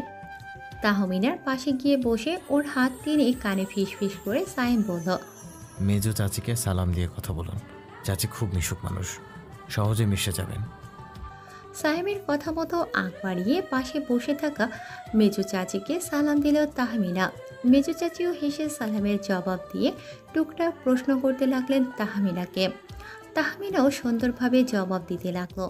ধীরে ধীরে প্রশ্ন পর্ব গল্পে মজে উঠল। উপস্থিত খোশ গল্পের আসর জমে উঠল তাহমিনাকে নিয়ে। সাইম উঠে গিয়ে দূরে দাঁড়িয়ে সবার আড্ডা দেখতে লাগলো। সাইমের 2 চাচাই এই দেশের বাইরে থাকেন। পরিবারের বড় ছেলে সাইম, চাচাতো আর 4টে ভাই রয়েছে। সবগুলোর বয়সই 20-এর নিচে, একটা তাহমিনার বয়সে, তবে হোস্টেলে থেকে পড়াশোনা করছে। আরেকটা সদ্য এসএসসি পাশ করেছে, আর 2জন নবম শ্রেণীতে পড়ছে। সমবয়সী চাচাতো বোন 3 জন, সিনথিয়া আর কাকুদি এবার 10ম শ্রেণীর ছাত্রী। আরেকজনের বয়স 12 বছর, 6ষ্ঠ শ্রেণীতে পড়ছে। মোটামুটি বেশ বড় সংসার এই পরিবারের, আর সবার মধ্যে খুব মিলমিশো। বাড়িটা অনেক জমজমাট। এখন তাহমিনার বেশ ভালোই লাগছে এদেরকে। খাবার টেবিলে সবার সাথে হাসি খুশিভাবে গল্প করতে লাগলো তাহমিনা। ওর শাশুড়ি রেহানা পারভিন রান্নাঘর থেকে বের হয়ে ছেলে বউয়ের এক রাতেই এমন পরিবর্তনে অবাক এবং খুশিও হলেন। সবার খাবার পরিবেশন করে ছেলেকে নিয়ে ড্রয়িং রুমের একপাশে টেনে নিয়ে গেলেন। কি অবস্থা বাবা, সবকিছু ঠিকঠাক? জি মা, তাহমিনা অবুঝ মেয়ে। যতদূর বুঝলাম তাকে কখনো কেউ সেভাবে বুঝায়নি, ভুল ধরিয়ে দেয়নি। আল্লাহ দিয়েছে সবসময়, এজন্য অবুঝের মতো আচরণ করে ফেলে। জীবনের কিছুই দেখেনি, জীবনকে নতুন করে জানুক, দেখবেন তার উন্নতি অবশ্যই হবে। ছেলের কথা শুনে খুব খুশি হলেন রেহানা পারভিন। সায়েমের মাথায় হাত বুলিয়ে দিয়ে বললেন, আমি জানি তো আমার ছেলের মাঝে অনেক গুণ, বিশেষ করে নিজের সুন্দর আচরণ দিয়ে মানুষকে বশ করার। আমার বাপজানকে আমি যেই শিক্ষায় মানুষ করেছি তাতে তার সংস্পর্শে আগুন গলে বরফ হয়ে যায়। ছেলের কপালে একটা চুমু খেলেন রেহানা পারভিন। সায়েম কণ্ঠ কিছুটা খাদে নামিয়ে বলল, আপনার সাথে একটু দরকারি কথা ছিল মা, কিন্তু সময় সুযোগের অভাবে বলা হচ্ছে না। কি কথা বাবা, এখন বলো, সবাই খেতে ব্যস্ত। আমাকে সিরিয়ার একটা মিশনে যেতে 1.5 বছরের জন্য যেতে হবে। কাউকে না বলে হঠাৎ করে ঢাকা যেতে হয়েছিল। এই কারণেই বাংলাদেশ মিলিটারি আর্মি হেডকোয়ার্টার থেকে ব্রিগেডিয়ার জেনারেল গাজী শামসুল হক স্যারের ফোন এসেছিল। ঢাকা গিয়ে কনফার্মেশন লেটার নিয়ে আসতে বলেছিলেন। আজ রাতে অনলাইন ওয়েবসাইটে লেটার সাবমিট করার কথা রয়েছে। যদিও 2 সপ্তাহ পর আমার ক্যান্টনমেন্টে ফিরে যাওয়ার কথা ছিল, তবে হঠাৎ করেই এমন একটা ওয়ারেন্ট আসলো। এখন আমার হ্যাঁ বলতেই হবে মা, আপনি কি বলেন? যেতে হবে যখন যাবে, আমার কোনো অসুবিধা নেই। তবে বাবার ব্যাপারটা? দেখো, তোমার বাবার সাথে যা হয়েছিল সেটা তার নিয়তি, তকদিরের লেখা তো আর কেউ খণ্ডন করতে পারে না। তার ওই ঘটনাতে যদি অতিরিক্ত ভয় ভীতিই থাকতো তবে তোমাকে সিভিলে জবই করতে দিতাম না। আর তিনি তো দেশের জন্য শহীদ হয়েছিলেন, যথেষ্ট সম্মাননা পেয়েছেন জাতীয়ভাবে, এজন্য আমার কোনো আক্ষেপ নেই। তুমি নির্দ্বিধায় যাও বাবা, বাকিটা তকদিরের উপর। বিয়ের আজ 5ম দিন। এই কদিনে সবার সাথে বেশ মিশে গেছে তাহমিনা। এই পরিবারে সবারই খুব অদ্ভুত সুন্দর মানসিকতা। এই অল্প কয়েকদিনে তাহমিনার সাথে মিশে তার পূর্ব আচরণের কথা ভুলে গেছে। এটা ভাবলে বেশ আশ্চর্য হয় তাহমিনা। তবে শুধুমাত্র ছোট চাচি ডলি বেগমের সাথে এখনও খাতির হয়নি ওর। ছোট চাচি এখনও রাগ রাগ ভাব নিয়ে রয়েছেন, তাহমিনার সাথে কথা বলেন না। আজ খাবার টেবিলে রেহানা পারভিন তাহমিনাকে তরকারি বেড়ে দেওয়ার সময় আস্তে করে বললেন, আজ সম্পূর্ণ রান্না করেছেন তোমার ছোট চাচি, তার রান্নার কেউ প্রশংসা করলে সে খুব খুশি হয়। তাহমিনা ইঙ্গিত বুঝতে পারল। এই কদিনে এ পরিবার আর মেজর সাইম ইব্রাহিমকে বেশ ভালোভাবে বুঝতে শিখেছে সে। সবার সাথে বাদহীনভাবে মিশছে। সিনথিয়া আর কাকলি তার খুব ভালো বন্ধু হয়ে উঠেছে। বাড়িতে বাবা মার সাথেও কথা হয়েছে ফোনে। মা বাবার রাগ পড়ে গেছে তাহমিনার ওপর থেকে। মোদ্দা কথা, সময়টা বেশ ভালো চলছে তাহমিনার। খাবার মুখে তুলতে তুলতে তাহমিনা বলল, রান্না কে করেছেন মা? আপনি নাকি ছোট চাচি? তোমার ছোট চাচি করেছে।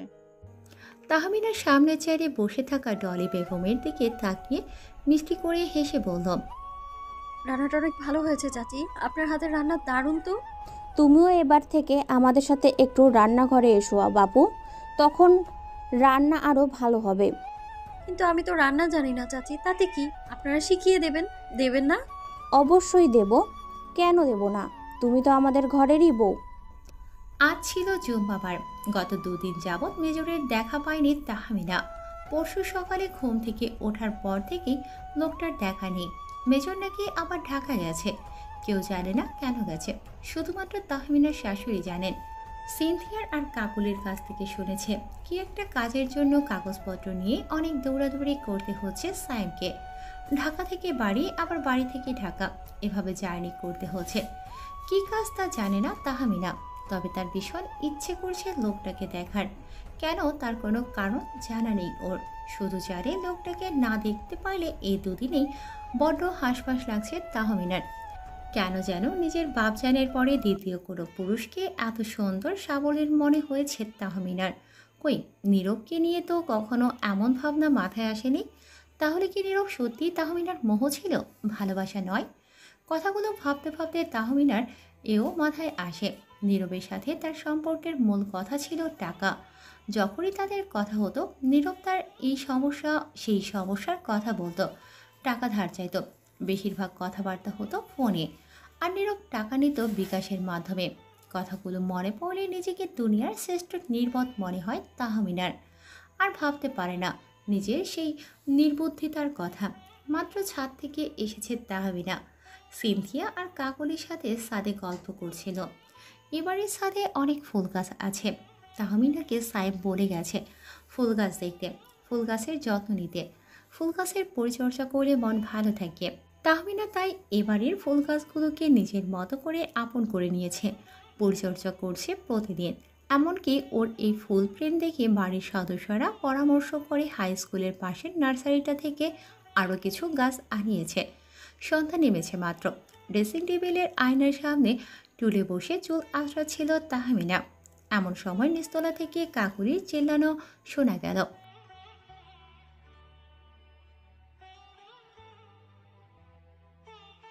তাহমিনা দৌড়ে সিঁড়ির কাছে আসলো। সিঁড়ির দেয়াল ঘেঁষে দাঁড়িয়ে বারান্দার সোজা বিরাট বসার ঘরে খোলা সদর দরজার দিকে উকি মেরে দেখলো সাইমকে দেখা যাচ্ছে মোটামুটি। শাশুড়ি রেহেনা পারবেন সযত্নে পানি পান করাচ্ছেন ছেলেকে। সাইমের পিঠে এক কাঁধে ঝুলছে একটা ট্রাভেল ব্যাগ। তাহমিনা ভালোভাবে খেয়াল করে বুঝলো আর্মিদের যেমন ব্যাগ থাকে সেই ব্যাগ। পরনে আর্মি ব্যান্ড, জলপাই রঙের টি শার্ট। তাহমিনার বুকে ঢিপ ঢিপ শব্দ হতে লাগলো। ও আর সাহস করে এগিয়ে গেল না সাইমের সামনে। সিঁড়ি ঘেঁষে কেউ যেন দেখতে না পায় সেভাবেই দাঁড়িয়ে রইল। হঠাৎই মেজরের চোখ পড়ে গেল ওর দিকে। আর কেউ লক্ষ্য করেনি তাহমিনাকে। লজ্জা পেয়ে দৌড়ে দোতলার বারান্দার দিকে চলে গেল তাহমিনা। ঘরে গিয়ে দরজা আটকে ধপ করে বসে পড়ল বিছানার ওপর। হাঁপাতে লাগলো। সাইম কিছুক্ষণ ড্রয়িং রুমে বসে থেকে রেহেনা পারভিনকে উদ্দেশ্য করে বলল, বা আমার ক্লান্ত লাগছে, একটু ঘরে যাচ্ছি, ফ্রেশ হব। আপনি খাবার দেওয়ার ব্যবস্থা করুন। আচ্ছা বাবা, যাও ফ্রেশ হয়ে আসো। নিজ ঘরের সামনে দাঁড়িয়ে আছে সাইম। ভেতর থেকে দরজা আটকানো। দুবার দরজায় হাতের উল্টো পিঠ দ্বারা নক করল ও। ভেতর থেকে কোনো সাড়া শব্দ নেই। তাহমিনা দরজার দিকে তাকিয়ে বুকে হাত রেখে নিঃশ্বাস আটকে বসে আছে। সাইম এবার অধৈর্য হলো। তামিনা, দরজা খুলুন। তামিনা, আমি সাইম, দরজা খুলুন বলছি। তবু ভেতর থেকে কোনো সাড়া এলো না। সাইম গলার স্বরকে একটু কঠিন করে পুনরায় বলল, সুলতানা তামিনা, শুনুন, মেজর সাইম ইব্রাহিমকে অপেক্ষা করাবেন না দয়া করে। এর ফল কিন্তু ভালো হবে না। সাইমের কথা শেষ হতেই দ্রুত উঠে গিয়ে দরজা খুলে দিল তাহমিনা। সাইম ভেতরে প্রবেশ করেই আগে ব্যাগটা রাখলো বিছানার ওপরে। তারপর টি শার্ট খুলে আরেকটা শার্ট হাতে নিয়ে বাথরুমে চলে গেল। তাহমিনা চটপটে হাতে সাইমের ব্যাগটা আলমিরায় তুলে রাখল। তারপর সোজা গিয়ে মূর্তমান হাঁটু মুড়ে বসে পড়ল বিছানার এক কোণায়। সাইম কিছুক্ষণের মধ্যেই বেরিয়ে এলো বাইরে। ড্রেসিং টেবিলের সামনে দাঁড়িয়ে চুল ঠিক করতে লাগলো। কতক্ষণ গেল, ফোন হাতে নিয়ে কিছু করলো, যেন এসবেই ওর পূর্ণ মনোযোগ। তাহমিনা ভেবেছিল সাইম এসে সর্বপ্রথম ওর সাথে কথা বলবে। ও এবার ধৈর্য হারা হয়ে বলল, কেমন আছেন মেজর? আলহামদুলিল্লাহ, ভালো আছি। আপনি?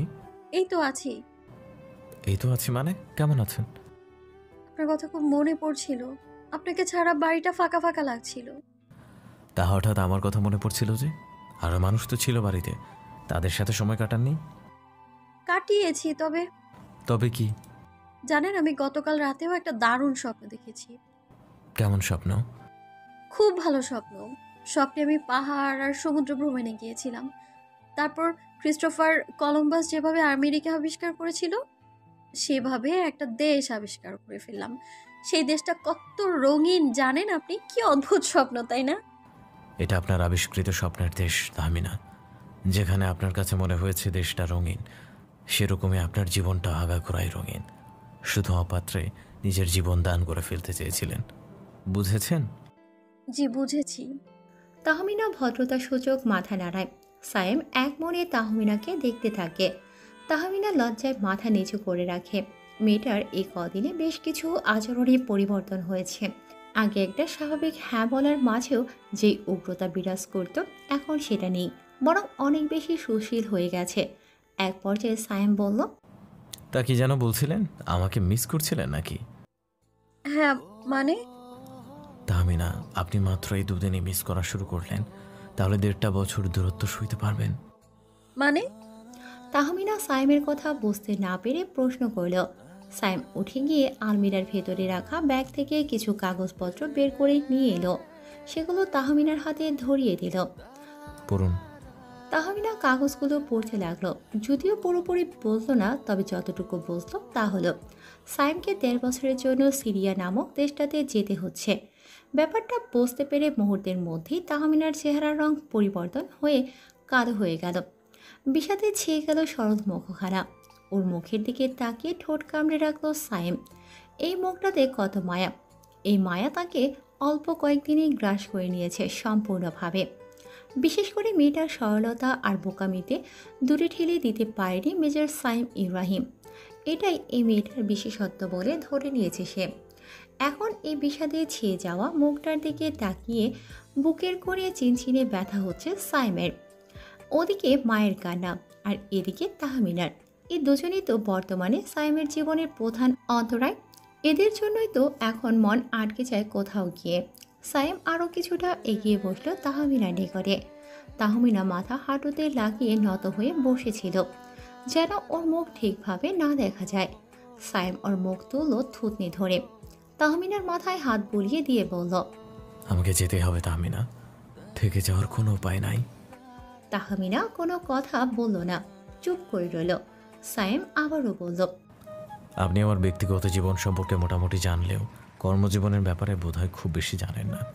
স্ত্রী হিসেবে আপনার জানার প্রয়োজন আছে। শুনুন, আমি জবের জন্য ঢাকা ক্যান্টনমেন্ট ছিলাম। আমার জবের বয়স কম দিন নয়, প্রায় 7.5 বছর যাবৎ জব করছি আমি।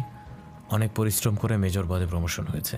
ভেবেছিলাম এভাবেই হয়তো 3-4 বছর পর পর প্রমোশন হয়ে জবটা কাটিয়ে দেবো অবসর নেওয়া পর্যন্ত। কিন্তু হুট করে ব্রিগেডিয়ার জেনারেল স্যার ইউর পরামর্শে এমন একটা সিদ্ধান্ত নিয়ে ফেললেন। আমার সাথে আরও কয়েকজন অফিসার যাচ্ছে। ওখানে মূলত কিছু বিষয় পর্যবেক্ষণ করতে হবে, আর এর জন্য লাগবে দীর্ঘ সময়। 1.5 বছরের একটা সরকারি চুক্তি হয়েছে। তার মানে 1.5 বছর আমাকে বাংলাদেশের বাইরে আপনজনদের থেকে দূরে থাকতে হচ্ছে। পাসপোর্ট ভিসা আমাদের আগে থেকে অফিসিয়ালি করা ছিল। প্লেনের টিকিট কনফার্ম করা হয়েছে। আর মাত্র 2 দিন আছি এখানে। 2 দিন পরে এয়ারপোর্টে, তারপরে দেশের বাইরে। সাইম ধীরে সুস্থে কথা শেষ করল। তাহমিনা এবার পূর্ণ দৃষ্টিতে সাইমের দিকে তাকালো। ওর চোখের কোণে রূপালী অশ্রুকণা চিকচিক করছে। স্পষ্ট স্বীকারোক্তিতে জানালো, আপনি যখন যাবেনই, তবে আপনাকে আমার এত আপন ভাবার অবকাশ কেন দিলেন? বাজে বিহেভ করতেন, দরকার হয় বেয়াদবি করার জন্য টর্চার করতেন, জোর জবরদস্তি করতেন, বয়ফ্রেন্ডের সাথে দেখা করার জন্য ভালোভাবে না বুঝিয়ে একটার বদলে 100টা থাপ্পড় দিতেন। তবু আমার প্রতি, আপনার প্রতি আমার ঘৃণা জন্মাতো, অন্তত ভালো লাগা জন্ম নিত না। এখন এই দহনের অনলে পুড়িয়ে ছাড়খাড় করে দিয়ে যাওয়ার যন্ত্রণা কিভাবে সইব আমি সাইম?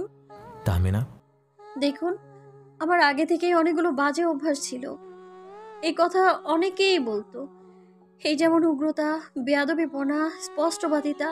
আমার স্পষ্ট স্বীকারোক্তি কেউ মানুষ বাজে আচরণ বলতো। প্রথম দুটো বাদ দিতে পারলেও এই তৃতীয় আচরণটা নিজের মধ্য থেকে বাদ দিতে পারিনি আমি। আর এই আচরণটা থেকেই স্পষ্টভাবে বলছি আমি। আমার এখন আর নীরবের কথা মনে পড়ে না।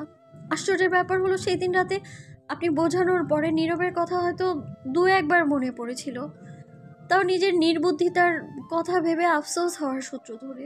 গত 2 দিনে একবারও আমার মাথায় নীরবের নামটা পর্যন্ত আসেনি। এসেছে আপনার নাম। হয়তো এটা স্বার্থপরতা বলবে লোকে শুনলে, যে বিয়ে হতে না হতে দীর্ঘদিনের সম্পর্কের প্রাক্তন প্রেমিককে ভুলে স্বামীর কথা ভেবে নিয়েছে অকপটে। তবে লোকে যাই বলুক, আমি এমন স্বার্থপরই হতে চাই। অন্তত ওই চিটার বদমাশটার কথা না মনে করে আমি আপনার মতো একজন চমৎকার মানুষের কথা ভেবে। আপনি বোধহয় আমাকে সেই সুযোগটা দিচ্ছেন না মেজর। সাইম এবার দীর্ঘশ্বাস ফেল। কি বলে তাহমিনাকে সান্ত্বনা দেবে সে ভেবে পেল না। শুধু মনে হতে লাগলো তাহমিনার সাথে সে অন্যায় করছে। মেয়েটার দিকে ভাবছে না, নিয়তিকে নিষ্ঠুর পরিকল্পনা করে ফেলল সাইম আর তাহমিনার 1.5 বছরের দূরত্ব তৈরি করার জন্য। অথচ গল্পটা এমন হতে পারত। বিয়ের সপ্তাহ খানেক পরে সাইম যথারীতি ঢাকা ক্যান্টনমেন্টে ফিরে গেছে। সেখানে জব করছে। ছুটির দিনগুলোতে এসে পরিবারের সাথে সময় কাটাচ্ছে। তাহমিনার সাথে বৈবাহিক সম্পর্ক দারুণভাবে এগোচ্ছে। অথবা এও হতে পারত তাহমিনাকে ক্যান্টনমেন্টের সঙ্গে করে নিয়ে গেছে সাইম। তারপর তাদের সম্পর্কটা আরও 5টা সাধারণ দম্পতির মতোই সুন্দর সংসার চলছে। কিন্তু তার হলো না, শুধুমাত্র এই একটা মিশনের জন্য। তবে ব্যাপার না, মেজর সাইম ইব্রাহিম কঠিন পরিস্থিতি সামলাতে জানে। এ ব্যাপারে সে দক্ষ। তার সংস্পর্শে আগুনও গলে বরফ হয়ে যায়। সাইম এবার ধাতস্থ করল নিজেকে। সামনে বসে থাকা অর্ধাঙ্গিনীকে টেনে জড়িয়ে ধরে রাখলো বুকের ভেতরে। তাহমিনা কোনো কথা বলল না, না কোনো প্রতিক্রিয়া। এই বিশাল চওড়া বুকের মাঝে ছোট্ট পাখির ছানার মতো শরীরটার ভার ছেড়ে দিয়ে চোখ বুজে বসে রইল। স্বভাব শুধু তাহমিনার মাথায় হাত বুলিয়ে দিতে দিতে সাইম বলল, 1.5 বছর ধৈর্য হারাদের জন্য বেশি সময়, আর ধৈর্যশীলদের জন্য কম সময়। ধৈর্য ধরতে শিখুন তাহমিনা। অপেক্ষা করুন, অপেক্ষা আর ধৈর্যের ফল বরাবরই মিষ্টি হয়। আপনি আমার সুন্দর একটা জীবনের সন্ধান দিয়ে সেখান থেকে নিজেই সরে যাচ্ছেন। এটা মেনে নিতে কষ্ট হচ্ছে আমার সাহেব। আপনি আমার মা বাবার প্রতি শ্রদ্ধাশীল হতে শিখিয়েছেন, তাদের গুরুত্বটা বুঝিয়েছেন। এই যে দেখুন না, এখন প্রায় প্রতি ঘন্টায় আমি মা বাবার সাথে ফোন কলে কথা বলছি প্রাণ খুলে। আপনার পরিবারকে নিজের পরিবার ভেবে আপন করে নিয়েছি। নীরব নামক একটা কালো অধ্যায়কে ভুলে গেছি আমি। এখন যদি আপনি যদি আমার এই সুন্দর রঙিন জীবন থেকে সরে যান, তাহলে আমার জীবনটা আবারও ধোঁয়াশায় ঢেকে যায়। তবে কেন সাইম, কেন এমন হবে আমার সাথে? আপনি শান্ত হন তাহমিনা। দূরত্ব গুরুত্ব বাড়ায়। নিয়তিতে যা আছে তাই হচ্ছে, এতে কারো হস্তক্ষেপ নেই। মাঝখান থেকে কিছু মানুষের কষ্টের পরিধি বাড়ছে, তবে আমি আপনাকে এতটুকু গ্যারান্টি দিতে পারি, আমি না থাকলে আপনার জীবনটা ধোঁয়াশায় থাকবে না, এমন রঙিনই থাকবে। আপনার আমার পরিচয়ের বেশি দিন হয়নি, তবে আপনাকে আমি যে জীবন আদর্শ শিখিয়েছি তাতে আপনাদের জীবনের আর কোনো পরিবর্তন ঘটবে না। শুধু 1.5 বছর আমি থাকবো না, এই যা। তবে আমাকে 1.5 বছর পর ফিরে আসতে হবে। না এসে আর যাবো কোথায় বলুন? তাই এ কথা ভেবে অন্তত খুশি থাকুন তাহমিনা, মন খারাপ করবেন না। আপনার মন খারাপ দেখতে আমার ভালো লাগছে না। আমি আপনাকে 7 দিনের জন্য নয়, সারা জীবনের জন্য চাই সাইম। আপনি জীবন সঙ্গী হিসেবে একজন চমৎকার মানুষ। সাইমকে আষ্টে পিষ্টে জড়িয়ে ধরে বলল তাহমিনা। সাইম ওই ঠোঁট তাহমিনার মাথায় এলোমেলো চুলের মাঝে ছুঁয়ে বলল, আমি সারা জীবন আপনারই থাকবো তাহমিনা, শুধু 1.5 বছরের অপেক্ষা। তাহমিনা চুপটি করে রইল সাইমের বুকে। বহু সময় কেটে গেল। তাহমিনার মনে হলো যুগের পর যুগ কেটে গেছে। ছোটবেলায় একমাত্র বাবার বুকে মাথা রেখে এইরকম শান্তি পেয়েছিল। ভরসার আশ্রয়স্থল মনে হয়েছিল। নিজেকে নিরাপদ ভাবতে পেরেছিল ও। দ্বিতীয়বার সাইম নামক চমৎকার পুরুষটির বুকে মাথা রেখে একই অনুভূতি হচ্ছে তাহমিনার। আচ্ছা, একজন মানুষের স্বভাব, আচরণ, জীবন দর্শন কতটা চমৎকার হলে আমাদের বিয়েতেও সেই মানুষটাকে অল্প কয়েকদিনে পছন্দ করে ফেলা যায়? তাহমিনা ভেবে পায় না, ভাবতেও চায় না। শুধু জানে মেজর সাইম ইব্রাহিম একটা চমৎকার মনের মানুষ, তার বাবার পরে দেখা দ্বিতীয় সুন্দর পুরুষ। সাইম তাহমিনাকে বলল, চলুন বেলকনিতে গিয়ে বসি। দুজনে উঠে ব্যালকনিতে চলে গেল। সেখানে ঝোলানো দোলনায় বসে বাইরের খোলা আসমান দেখতে লাগলো। অনেকক্ষণ চুপচাপ থাকার পরে সাইম বলল, আপনার তো এবার এইচএস এক্সাম দেওয়া হয়েছে তাই না? হ্যাঁ। হ্যাঁ এর বদলে জি বলবেন। জি শব্দটা হ্যাঁ চেয়ে ভালো, আর মার্জি তো শোনায়। জি। আমি যাওয়ার আগে মাকে বলে যাব আপনার ভার্সিটি অ্যাডমিশনের ব্যাপারে। আপনাকে চিন্তা করতে হবে না, পড়াশোনার ঝামেলা নিয়ে নো চিন্তা, মা হেল্প করবেন। আচ্ছা। তাহমিনা আস্তে করে জবাব দেয়। সাইম এতক্ষণ অন্যদিকে তাকিয়েছিল, এবার পূর্ণ দৃষ্টিতে তাহমিনার দিকে ফিরে তাকায়। তাহমিনার চোখে চোখ রেখে বলে, আপনার কি মন খারাপ তাহমিনা? কই না তো। সঙ্গে সঙ্গে মাথা নাড়িয়ে বলল তাহমিনা। বোঝাতে চাইল তার মোটেও মন খারাপ নয়, অথচ স্পষ্ট ওর চোখে মুখে মন খারাপের ছাপ দেখতে পাচ্ছে সাইম ইব্রাহিম। সাইম কিছু বোঝো না, সঙ্গে সঙ্গে ঠোঁটে ঠোঁট চেপে গম্ভীরতার সাথে তাহমিনার মুখের দিকে তাকিয়ে রইল। তাহমিনা মাথা নত করে বসে আছে, একবারের জন্য সাইমের দিকে তাকাচ্ছে না। বেশ কিছুক্ষণ পর ধীরে ধীরে মাথা তুলল তাহমিনা। তখনও সাইম একইভাবে তাহমিনার দিকে তাকিয়ে আছে। এবার চোখ বুজে বেশ জড়তা ভাব নিয়ে তাহমিনা ভেঙে ভেঙে বলল, I need you right now. Saim চমকে তাকালো তাহমিনার মুখের দিকে। তাহমিনার চোখের পাতা পিটপিট করে কাঁপছে, তবে স্বাভাবিক রয়েছে ও। সাইম ঠোঁট টিপে নিঃশব্দে হাসল। তাহমিনাকে উদ্দেশ্য করে আসতে বলল, কাছে আসুন। তাহমিনাও নীরবে এগিয়ে গেল সাইমের কাছে। শুল্কপক্ষের দ্বিতীয় প্রহরের চাঁদ রাতের গাঢ় নীল আসমানের মধ্যভাগে এসে জ্বলজ্বল করে নিজের উপস্থিতি জানান দিতে লাগলো। সাইমের আজ ঘুম থেকে উঠতে দেরি হয়েছে, যদিও কারণটা তাহমিনাই। শান্ত কঠোর নিয়ম নিগুড়ে আবদ্ধ মেজর সাইম ইব্রাহিম অশান্ত হয়েছে হুট করে। তার জগতে নিয়ম নীতির হেরফের হয়েছে প্রথমবার। এই সব কিছুর জন্য সে তাহমিনাকে দায়ী করেছে। তাই সাত সকালে তাহমিনার ঘুম ছুটিয়ে ওর হাতের এক কাপ চা পানের ইচ্ছে প্রকাশ করে আবারও কাঁথার মধ্যে ঢুকে গেছে সাইম। তাহমিনার কখনোই 10টার আগে ঘুম ভাঙে না। জীবনে এই প্রথম সাইম ইব্রাহিমের জন্য সাত সকালে ঘুম ছুটিয়ে সে রান্নাঘরের দিকে ছুটেছে। রেহেনা পারভিন আর ডলি বেগম রান্নাঘরে ছিলেন। ভোরে উঠে তারা আর শোয়ার ঘরের দিকে পাও মারান না। দুপুর পর্যন্ত রান্না বান্না করে তারপর একেবারে গোসলে যান। গোসল সেরে দুপুরের খাওয়ার আয়োজন করেন। এভাবে চলে তাদের প্রতিদিনকার রুটিন। এই কয়েকদিনে বেশ কয়েকবার রান্নাঘরে আসা হয়েছে তাহমিনার দুপুরে রান্নার জন্য সাহায্য করতে। তবে সকালবেলা এই প্রথম তাহমিনাকে রান্নাঘরে দেখে বেশ অবাক হলেন রেহেনা পারভিন আর ডলি বেগম। রেহেনা পারভিন তাহমিনাকে জিজ্ঞাসা করলেন, এত সকালে তুমি রান্নাঘরে যে মা? ওনার জন্য চা বানিয়ে নিব মা। আমার হাতের চা টেস্ট করতে যাচ্ছেন উনি। তাহমিনার কথা শুনে রেহেনা পারভিন আর ডলি বেগম নিজেদের দিকে তাকিয়ে তাহমিনার অগোচরে মুচকি হাসলেন। রেহেনা পারভিন মনে মনে খুশি হলেন খুব। যাক, তার আশঙ্কা দূর হলো। তিনি আশঙ্কা করেছিলেন অমতের বিয়েতে বোধহয় দুজনের মধ্যকার সম্পর্কে ঝামেলা হতে পারে, সম্পর্ক গড়তে অনেক সময় লাগতে পারে, কিন্তু তার হয়নি। বরং সাইম আর তাহমিনার সম্পর্কটা সুন্দরভাবে এগোচ্ছে। আশ্চর্যজনকভাবে এই অল্প দিনে তাহমিনাকে নিজেদের অনেকটা আপন করে নিতে পেরেছে তারা। তাহমিনাও তাদের সাথে মিশে গেছে দারুণভাবে। এইটুকুই তো রেহেনা পারভিনের এই সংগ্রামী জীবনের প্রাতি। বিছানায় সাইমের পাশে বসে আছে তাহমিনা। সাইম আধশোয়া হয়ে তাহমিনার আনা চায়ের কাপে চুমুক দিচ্ছে। তাহমিনা গালে হাত দিয়ে একদিনে তাকিয়ে সাইমের চায়ের কাপে চুমুক দেওয়া দেখছে। ভাবছে, একটা মানুষের খাওয়ার ধরনও এত মার্জিত সুন্দর হতে পারে কিভাবে। পরম তৃপ্তিতে চাটুকু শেষ করে তাহমিনার দিকে তাকিয়ে দারুণ একটা হাসি দিয়ে মেজর বলল, আপনার হাতের চা তো দারুণ হয়েছে সুলতানা। ধন্যবাদ। আসলে কি সুন্দর হয়েছে, নাকি আপনার প্রতি আমার মহব্বতের সময় এমন মনে হচ্ছে? কথাটা নিছকই মজার ছড়ে বললেও লজ্জায় গুটিয়ে গেল তাহমিনা। ওর এমন অবস্থা দেখে চায়ের কাপ ট্রেতে রেখে তাহমিনাকে টেনে নিজের সাথে মিশিয়ে নিয়ে সাইম বলল, এত সুন্দর চা আপ্যায়নের জন্য আপনাকে একটা সুন্দর কিছু উপহার দেওয়া উচিত নয় বলুন? নাহলে যে অন্যায় হবে। কথাটা বলে সঙ্গে সঙ্গে তাহমিনার কপালে টুপ করে একটা চুমু খেয়ে শুয়ে পড়ল সাইম।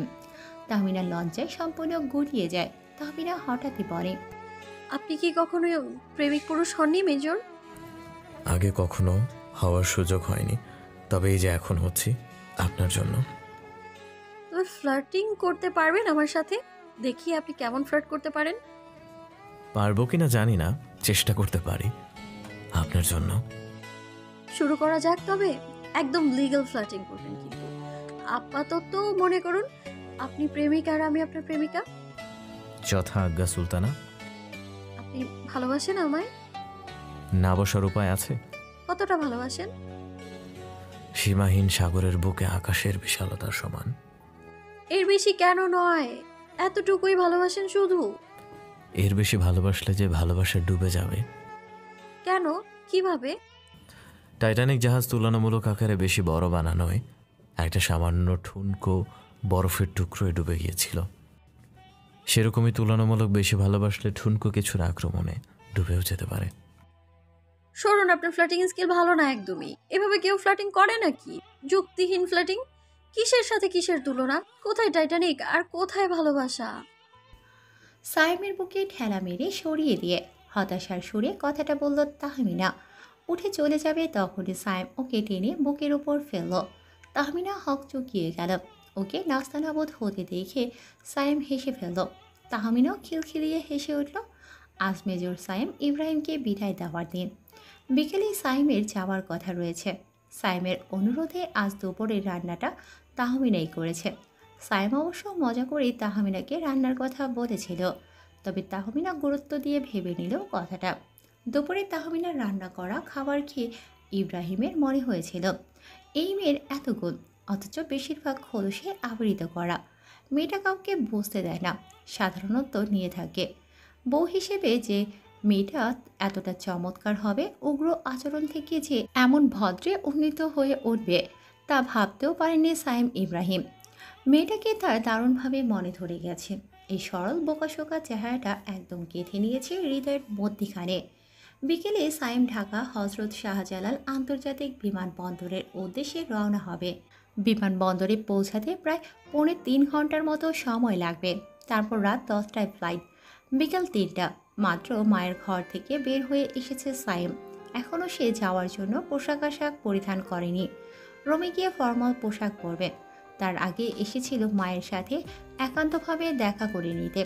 যাওয়ার আগে তাড়াহুড়োয় তেমন কথা হবে না, যদিও গতকাল প্রায় অর্ধেক রাত পর্যন্ত সে মায়ের সাথে গল্প করেছে। তার ছোটবেলার গল্প, বাবার জীবনের গল্প, তবুও বহু কথা যেন অপূর্ণ ছিল। মায়ের ঘর থেকে যখন ইব্রাহিম বের হয়েছিল, তখন ওর চোখে মুখে লাল শ্যামলা মুখ সাথে নীলবর্ণ ধারণ করেছে। তার মা ঘরের ভেতর গুনগুনিয়ে কাঁদছে। আরও কিছুক্ষণ বসে মায়ের সাথে কথা বলার ইচ্ছে ছিল সাইমের, তবে মায়ের কান্না তার সহ্য হলো না। ড্রয়িং রুমের সোফায় পরিবারের কিছু সদস্যকে দেখতে পেল সে। চাচাতো ভাই একটা হোস্টেল থেকে ফিরেছে সকালেই। সাইম দীর্ঘদিনের জন্য চলে যাবে, তাই দেখা করতে এসেছে। বয়সে প্রায় 9.5 বছরের বড় ভাইকে দেখে এগিয়ে এসে সালাম দিল বাদল। সাইম সালামের জবাব নিয়ে বলল, শুনলাম সকালে এসেছিস, তা এতক্ষণ কোথায় ছিলি? তোর টিকিটও তো দেখতে পেলাম না। 12টার দিকে আমরা আড্ডা দিলাম, সেখানেও ছিলেন, এমনকি দুপুরে খাবার টেবিলেও দেখলাম না। এসেই খেলতে গেছিলাম ভাইয়া, একটু আগে ফিরেছি। এই তোকে না কতবার বলছি, বাড়ি আসলে এখানে ওখানে খেলতে চলে যাবি না। তুই যাদের সাথে খেলতে যাস ওদের স্বভাব আচরণ ভালো না, বড্ড বেয়ারা হয়ে গেছিস। যা এখন গিয়ে হাত মুখ ধুয়ে তারপরে আয়। আমি যাওয়ার পরে যেন ফোনে কারোর সাথে শুনি না তুই বাড়িতে এসে ওইসব ছেলেদের সাথে খেলতে যাস, ওকে? জি ভাইয়া, আর কখনো এমন হবে না। বাদল মাথা নত করে অপরাধীর মতো ভুল স্বীকারোক্তির মতো ভদ্রভাবে মাথা নাড়ায়। তাদের বাবা চাচারা সবাই দেশের বাইরে, তবুও কখনো বিপথে যাওয়ার সুযোগ পায়নি, শুধুমাত্র সাইমের জন্য। বড় ভাই হিসেবে সাইম ভাই বোনদের ক্ষেত্রে অতিরিক্ত কঠোর, এক চুল পরিমাণও ছাড় দেয় না, দোষ পেলেই শাস্তি দেয়। বাদলের আরও দুটো কড়া কথা শোনানোর প্রস্তুতি নিচ্ছিল সাইম, তখনই মেজো চাচির গলা শোনা গেল, ও সায়েম, যাবি না? দেরি হয়ে যাবে তো। তারপর প্লেন তোরে রেখেই চলে যাবে, দেখিস। মেজো চাচির কথা শুনে ব্যস্ত হয় সাইম। দেয়াল ঘড়িতে সময় দেখল 4টার কাছাকাছি সময়। দ্রুত দোতলার নিজ ঘরের উদ্দেশ্যে সিঁড়ির দিকে পা বাড়াল। তাহমিনা মনোযোগ ও যত্ন সহকারে সাইমের ব্যাগপত্র গুছিয়ে দিচ্ছিল। এই কাজ সব সময় সাইম ইব্রাহিম নিজেই করে, তবে আজ তার নিয়মের আমূল পরিবর্তন ঘটেছে। তাহমিনার নিজ দায়িত্বে নিয়ে এই কাজ করতে চেয়েছে। সাইমও নির্দ্বিধায় তাহমিনার ওপর দায়িত্ব তুলে দিয়েছে। ঘরে ঢুকে তাড়াহুড়ো করল সাইম, হন্তদন্ত হয়ে বলল, তাহমিনা গোছানো শেষ, নাহলে দ্রুত করুন, আমার দেরি হয়ে যাচ্ছে। কথাটা বলতে বলতেই আলমিরা থেকে পোশাক বের করে নিয়ে বাথরুমে চলে গেল সাইম। তাহমিনা না তাকেই তপ্ত দীর্ঘশ্বাস ফেলল। মনে মনে সে কঠোর পণ করেছে, সাইমের সামনে আজ দুঃখ প্রকাশ করবে না, মন খারাপও করবে না, আর না কান্নাকাটি। একদম শান্ত থাকবে। একজন সিভিলিয়ানের বউয়ের যেমন হওয়া উচিত, শান্তশিষ্ট, কঠোর, ধৈর্যশীল, শক্ত হৃদয়ের অধিকারী। তাহমিনা সেরকম হওয়ারই চেষ্টা করছে। সাইম যখন বাথরুম থেকে বের হয়ে আসলো, তখন ওর পরনে ফর্মাল পোশাক। সাইম তাড়াহুড়ো করতে লাগলো। গোসল সেরে এসেছে আরেকবার। ড্রেসিং টেবিলের সামনে দাঁড়িয়ে গামছা দিয়ে চুল মুছতে লাগলো ও। পেছনে বিছানার দিকে না ফিরে চুল আঁচড়াতে আঁচড়াতে তাহমিনাকে জিজ্ঞাসা করলো, তাহমিনা গোছানো হয়ে গেছে? জি, হয়ে গেছে। কথাটা বলে তাহমিনা চুপ করে গেল। সাইম একবার ওর দিকে ফিরেও দেখছে না। মারাত্মক কষ্ট অনুভব করছে তাহমিনা। পরিবেশ নীরব হয়ে গেল। সাইম আয়নার সামনে দাঁড়িয়ে চুল ঠিক করতেই ব্যস্ত ছিল। তখন পেছন থেকে একটা উষ্ণ নারীদেহ তার সদ্য গোসল করে আসা শীতল শরীরকে আস্তে পিষ্টে আঁকড়ে ধরল। সাইমের পিঠে বুক মিশিয়ে হাত দুটো ওর বুকে শক্ত করে চেপে ধরে রেখেছে তাহমিনা। সাইম সেই কোমল হাত দুটোকে জড়িয়ে ধরে বলল, তাহমিনা। সঙ্গে সঙ্গে ধৈর্যের বাঁধ ভাঙল। তাহমিনা ফুপিয়ে কেঁদে উঠল। সাইম তো এটা চায়নি, এজন্যই সে তাহমিনার দিকে ফিরেও তাকায়নি। ওই চোখে চোখ বলে রূপালী অশ্রু সহ্য করতে পারবে না সাইম ইব্রাহিম। ধৈর্যশীল পুরুষ সে, ভয়ঙ্কর শক্ত মনের অধিকারী। সান্ত্বনা দিতে জানে, ভালোবাসতে জানে, জীবনদর্শ শেখাতে জানে, কিন্তু কাছের মানুষের কষ্ট সহ্য করতে জানে না সে। এই তো মাত্র এই কারণে মায়ের ঘর থেকে বেরিয়ে আসলো। এখন কি এই ঘর থেকেও বের হয়ে যাবে? অন্তত এই করুণ কান্নার সুর বুকে এসে বিঁধবে না? কিন্তু না, সাইম সেরকম কিছুই করল না। পেছন ফিরে তাহমিনার মুখ 2 হাত দিয়ে তুলল। তাহমিনা চোখ নামিয়ে রেখেছে, চোখের নোনা জল গাল গড়িয়ে ঠোঁটের উপর গিয়ে পড়ছে। সাইম নিঃশব্দে মুখটা নামিয়ে নিয়ে আসলো তাহমিনার মুখের নিকটে। ও ঠোঁটে ঠোঁট মিশিয়ে নোনা জলটুকেও শুষে নিল। ছেড়ে আসতে চাইল, তাহমিনা ছাইল না। শীতল স্পর্শে ওর উষ্ণ তাপদায়ক শরীরে কাটা দিচ্ছে। সাইমের স্পর্শ ওর হুঁশ জ্ঞান হারিয়ে দেয় সব সময়। তার স্বামীর স্পর্শ, এটা তো তার অধিকার। অনেকক্ষণ যাবৎ দুজন নরনারী নিজেদের হৃদয়ের দহনে পুড়ে ছাড়খাড় হলো। সাইম হুঁশিয়েছিল, আর সীমাতেও। না, মায়া বাড়ানো যাবে না, মায়া বাড়লে ছেড়ে যেতে কষ্ট হবে। তাহমিনার ঠোঁট ছেড়ে ওর কপালে কপাল ঠেকালো সে। জোরে জোরে নিঃশ্বাস নিতে লাগলো, তারপর বলল, এই অস্ত্র আমি আজ শুষে নিলাম চিরজীবনের জন্য। আর কখনো যেন না শুনে আপনি কেঁদেছেন, ভুলেও না। তাহমিনা তখনও চোখ বুজেছিল। শরীরের মারাত্মক মোহনীয় উষ্ণতা সাইমের শরীরে ছড়িয়ে দিয়ে ওর নাকে নাক ঘষে পুনরায় চোখ বুজে বলল, আমি আপনার অপেক্ষায় থাকবো মাহবীর রুস্তম। আপনি শীঘ্রই ফিরে আসুন। সুলতানা তাহমিনা আপনার অপেক্ষার প্রহর গুনবে প্রতিনিয়ত। তাহমিনার পোকা পোকা কথা শুনে হেসে ফেলল সাইম। ওর গালে 2 হাতে আঙুল দ্বারা আলতোভাবে চেপে ধরে বলল, আপনি ফ্যান্টাসির জগতে আছেন তাহমিনা, বাস্তবে আসুন। দেখুন, আমি মেজর সাইম ইব্রাহিম, মহাবীর রুস্তম নয় যে জাবুলিস্তান জয় করেছিল, যে ভুলবশত নিজের পুত্র সোহরাবকে হত্যা করেছিল রণাঙ্গনে। আর আপনি হলেন তাহমিনা, আমার সুলতানা তাহমিনা। মহাবীর রুস্তমের স্ত্রী সুলতানা তাহমিনা নয়, রুস্তম আর তাহমিনার সন্তান ছিল সোহরাব। বিদায়কালে তাহমিনা অন্তঃসত্ত্বা ছিল, আর আপনি নিজেই এখন একটা বাচ্চা মানুষ। কথাগুলো বলে সশব্দে হাসিয়ে সাইম ইব্রাহিম। তাহমিনা কিঞ্চিত প্রতিবাদ করে বলে, মোটেই না। আপনি আমার সুলতানা তাহমিনা সম্বোধন করেন, তাই আমার কাছে আপনি মাহবীর রুস্তম, যে জাবুলিস্তান জয় না করলেও দেশের জন্য কাজ করে। সাইম তাহমিনার কপালে আলতো করে ভালোবাসার পরশ এঁকে দিল আর বলল, সুলতানা তাহমিনা, এবার বিদায় নেয়ার পালা আমার। আজ্ঞা করে আপনার মহাবীর রুস্তমকে এখন সুন্দরভাবে বিদায় দিয়ে দেন তাহলে। তাহমিনা পাল্টা সাইমের কপালে টুপ করে একটা চুমু দিয়ে বলে, যাত্রা সুন্দর হোক, যুদ্ধের জন্য শুভকামনা। পুনরায় আপনার তাহমিনার নিকটেই ফিরে আসুন আপনি। সুলতানা তাহমিনা আপনার অপেক্ষায় থাকবে মাহবীর রুস্তম। সমাপ্ত। এবার কিন্তু স্যাট এন্ডিং দেইনি।